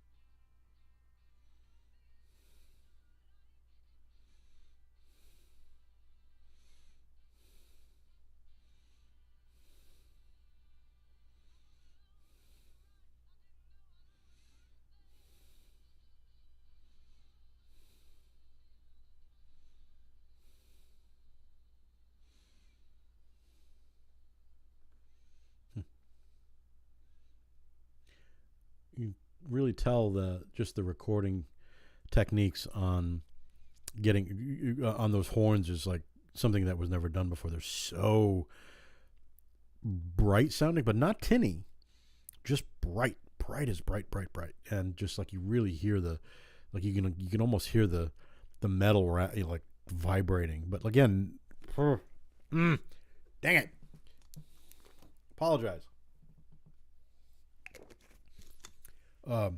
Horns are just really bright sounding. The recording techniques at this time were just Jeff Emmerich. That's his doing on this record for sure. This song also started with the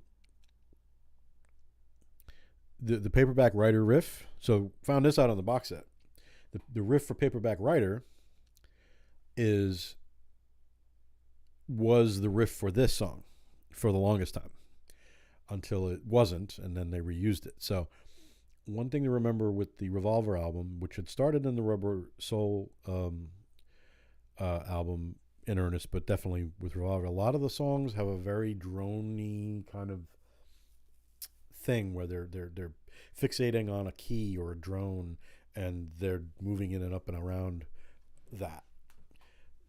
Definitely more Eastern influenced, definitely George's influences here already. But this was always one I had a question about whether Ringo is actually playing drums on this or not. The sort of single stroke rolls that you hear on here are very un-Ringo like to me. It doesn't. I feel like Ringo would have done more with the drum, the drum track on this. So I'm wondering if this is a proto Paul drum track. I don't know if this was ever proven, but I think there's maybe hints of that maybe that's what happened. But I don't think that's Ringo. You can after hearing everything else on this album, on these remixes, and on this album specifically, it's like it just doesn't sound like Ringo. Anyway. All right, we'll go to, even though that song was originally supposed to be the second to last song, I probably should have done this one first, but I didn't. So here's Here, There, and Everywhere. Here we go.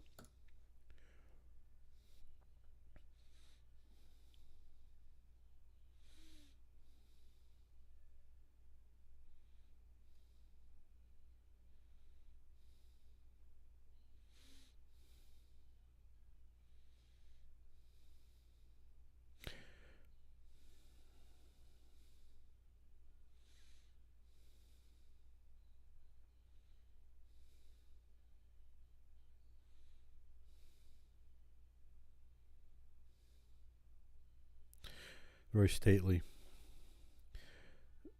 Ringo playing the drums with mallets, you can tell. Still very spare though. Drums, bass, one electric guitar.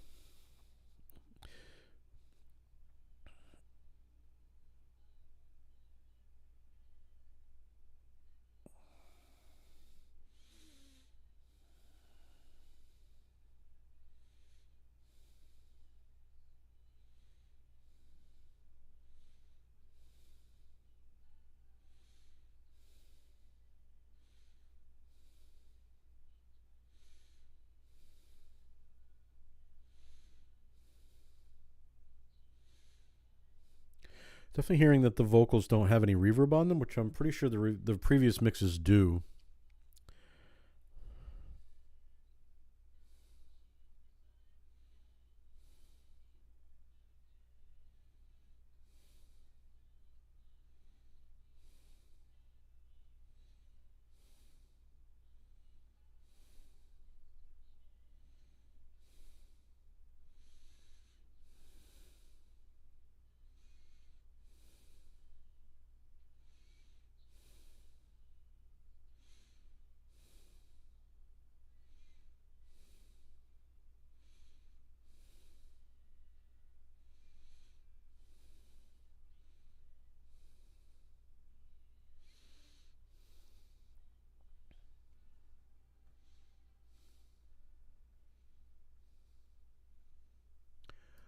Yeah, just, Paul McCartney at his stately best. I mean, apparently Lennon thought this was one of McCartney's best songs for sure, and really liked this one a lot. How can you not? I mean, it's pretty perfect, really. Um, Spare, not overworked. Same thing as I had mentioned before. Um, but well composed, obviously. Very. I mean, this is Um, what's interesting in my mind, I always thought that because there was French horn on for no one, which is also on this record from the Revolver thing. I thought that 12-string guitar, especially at the end, was a French horn, like a kind of a revisit of that French horn, because it sounds like it. It's really odd, but it's 12-string. So go figure. But that's one of those ones where there wouldn't have been much for them to demix, really, other than the drums, which they did. You can tell that they separated the aspect of the drums out. Drums are so subtle. Ringo using mallets, which I will reiterate, because I'm not going to say that word, goes towards Ringo's real sensitivity to a song. Sorry, I dig into my eyes because there's something in it.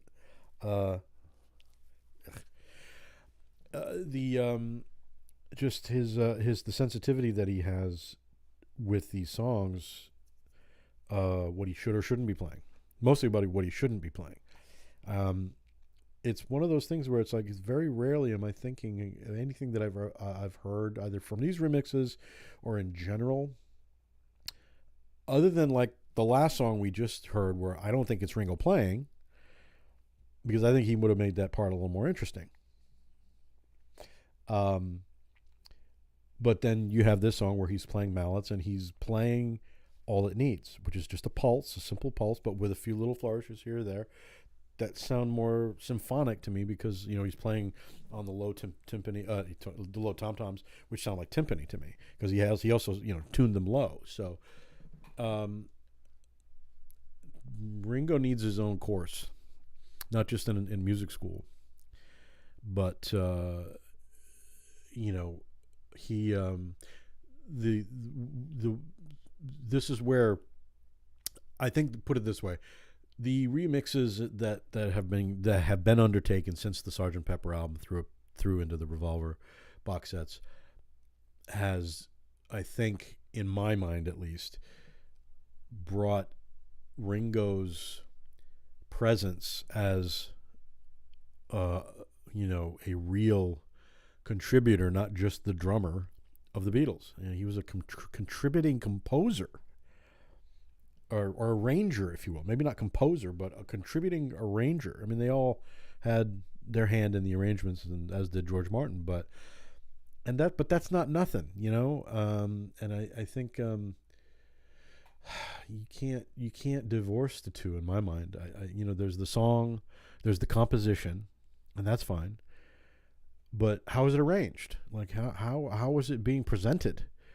You know, that's not, at least at this point in time with the Beatles, it wasn't just coming from the person who wrote it was the one who's in charge and drove it. That started happening more toward, the White Album, where they brought in their songs and they would basically say, I want it this way, and that's the way we do it. And they would play it as like they were session players, and moved on. I mean, they've said all that before. But up to this point, you're hearing more of a band contribution. You're hearing, like with, We Can Work It Out. You're hearing all four of them contributing different things. George Harrison contributing the 3/4 waltz time, intro into the bridge section and the ending. That George Harrison created the look at all the lonely people chorus for that song. Like, there's more of like all four of them working in tandem and with, like, pointing the same way. And that's what you hear. That's what you hear on these records, especially Rubber Soul and Revolver, in my mind. So on that note, we will end the night off with Tomorrow Never Knows. We can go elsewhere for all the stories about the inception of it, how it was recorded in general, and all that. And there's multiple various mixes and remixes of things, but in general, I want to hear, as I was saying, I've been saying through this whole stream, that when I do get to doing a full on YouTube clip of just the Revolver remixes box set, I'll go a little more more in depth than I do here into each song, and how they they contrast with other earlier mixes, the original mixes from the 60s, etc. Any of the subsequent mixes that might have happened between now and then. Well, see what I did there. And then go from there. So let's just do this. This is the last song on the 62 to 66 remix album. And so let's do this. So Tomorrow Never Knows. Here we go. Hitting the play button.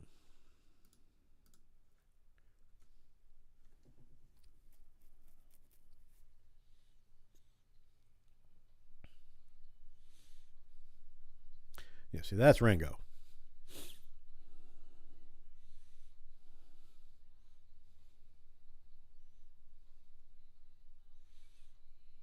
Single stroke roll, by the way. Bop, ba-dum, tap, ba-bum. That's one. He's doing that.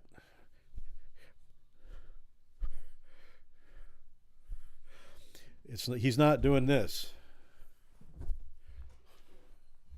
He's not doing that.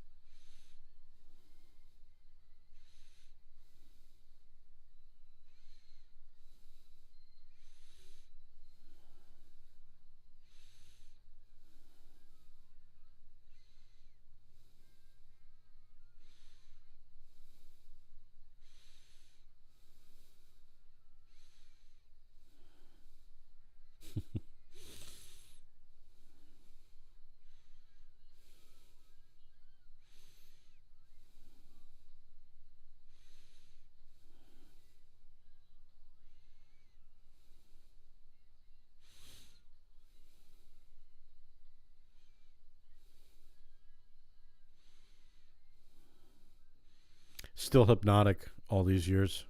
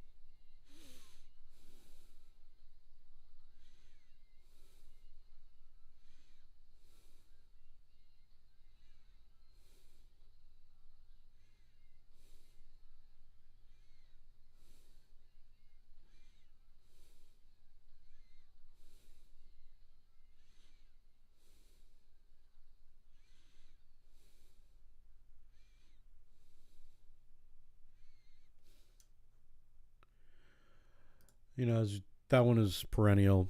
Um, Tomorrow Never Knows. It's one of those ones where that's such a one of the things that this remix though brings out to me is that all those disparate taped elements, the drone, the bass, even the tone of the snare drum feels like tuned to the right thing, and Lennon's vocal, of course. And then the backwards guitar in the middle section there. All of it is sort of tuned, well, generally tuned to a tonality or a key, but all of it is just ever so slightly like not quite in tune with its either with itself or with the elements kind of grading. They're ever so slightly just, and it's one of those things that's what has always made this always such an interesting listen. So think about how someone would have treated this if they tried to put this together these days. They would have put it through any number of tuning modules or whatever plugins to holistically, machinely, and to tune everything to such a degree that wobble wouldn't be there, and you wouldn't get the effect that creates. It's the same wobble that happens in my life when the piano comes in that middle section. It's generally in tune with the key of the song, but it's the tonality and the overtones that are created by the fact that the way Martin played that keyboard solo, which was he slowed the track down by half, played it in a different key, slower, so he could play it correctly. Then when they brought it back up to pitch, it brings the piano tone and those overtones to a different frequency. And those frequencies are grading just ever so slightly to make it just a little bit like it just kind of twists how you're hearing it. And that's what's happening on this one, on Tomorrow Never Knows. The frequencies of all of those varied bits and pieces trying, like all kind of vying for some sort of frequency lock, if you will. Like none of it really ever really locks in perfectly. It might rhythmically it does pretty well. Just tonally, all of those taped elements that are also all sped up or slow down in whatever fashion as well. Lennon's voice through the Hammond organ, that's creating a lot of weird overtones. Obviously the drone, the sitar, well, that's probably not a sitar, it's probably a sword mandol or what's the other one? Shoot, what's the other droney instrument that's part of those? I'm forgetting. I should know this one. And then even like the tuning of the tom toms, like boom, da, ding, all of that stuff. It's creating such a varied range of overtones that a lot of people just don't talk about. They don't talk about the overtones of things. There's the general key of the thing, there's the general tone of a thing, but when you're dealing with this many different types of audio elements, that those overtones are all vying for frequency space and like a frequency lock, and it's none of the elements are finding that lock. Hence this going on, and that's why this song to this day is still as fresh and challenging and potentially still the you could talk Revolution 9 because it's kind of a they're certainly related in that regard, but this song I think was the Beatles, like, do I want to call it their high point? Hard to say. Maybe in my mind. Just in how and the fact that this was the first thing they started with in the Revolver sessions in that April of '66. This is the first song they did. So, do the math of that. Anyway, so, these are all just things I think about when I'm thinking about these remixes, and it brings up a lot of things about this music that, obviously I myself and all of us have loved for a long, long time. And these remixes were something that nobody asked for. Wasn't something that we had in our minds that it would be a thing. We were waiting on a Rubber Soul box set to start the process of adding to the other box sets, Sgt. Pepper. Listen, we still need a mystery tour box set too. Really, I mean, remixes were done for the DVD. Back in 2012, that was, I think. Those a bunch of those songs need remixing. Now, some of them were remixed, and we'll find that out next week. So, just for those of you who are here and are kind of maybe understanding what I'm doing, I am doing a 4-part series of the new remixes. So, last week I did part 1 of Beatles 62-66 and did the first round, the first 21 songs, which brought us from the very start, from Love Me Do all the way up through into the Help era. And then this evening started out with We Can Work It Out, which started the Rubber Soul era into the Revolver era. And then, so next week being the 23rd, I will go on to part 3, which will be right here. Beatles 67 and 70 remix. And what I'll do next week will be part 3. So this will also be a 2-part thing. So there's 37 songs here. We're going to do Strawberry Fields Forever, starting with that. Obviously going through the Sgt. Pepper era, this basically the Magical Mystery Tour era, along with that initial 1968 era, which included things that eventually was on Yellow Submarine, but are not part of the White Album era. So we will listen to, even though Hey Bulldog is way the heck up here, which doesn't make sense to me, that needs to be way over here. So it'll be basically the first, the first 13 songs along with Hey Bulldog. So that'll be 14 songs. And then we will get into the White Album proper, which would include Hey Jude single, Revolution. Go through all the White Album stuff. And then Abbey Road and then Let It Be. So, and then of course Now and Then we've all been listening to. So I may go through that one as well, and I have my 2 or 3 cents about that, of course, as do we all. So anyway, on that note, I've been here up here tonight about it's been a while. I did a long one last week. I'm going to do a long one this week. I'll do another long one next couple of weeks. So we'll cut it off there. It's about 20 past 10 on December 16th, Saturday. So I had a few people in and out. Those on Instagram, I apologize. Instagram was being a dick tonight. So somehow it must have heard the music leaking from my headphones enough to be basically saying, oh, you can't be playing this stuff live. You're going to shut you down. Okay. So whatever that means. So I turned the headphones down, and I'm still live on, on Instagram at that point. So who knows? Anyway, on that note, I will also let people know whether or not I'm going to do a live stream on Christmas Eve, where I will do my regular rant. I may watch some stuff on YouTube. I may listen to some stuff. I may play some stuff. Who knows? The Christmas Eve one tends to be this is for all you shut-ins out there. I mean, all of this is for all you shut-ins out there that aren't out at a club or something, because I'm not going out to a club. Though there's a couple of places that I do want to try that are new to my state that I do want to try to check out and just support if I can. However, that is not this week. That was not tonight. And on that note, everybody that lives in my state, please, be careful out there on bridges and stuff. And let's hope that the coming week isn't as stupid as last week was. That's kind of all we can hope for at that point.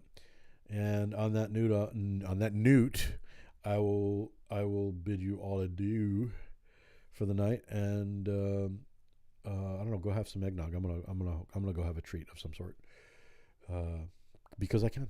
All right. I will.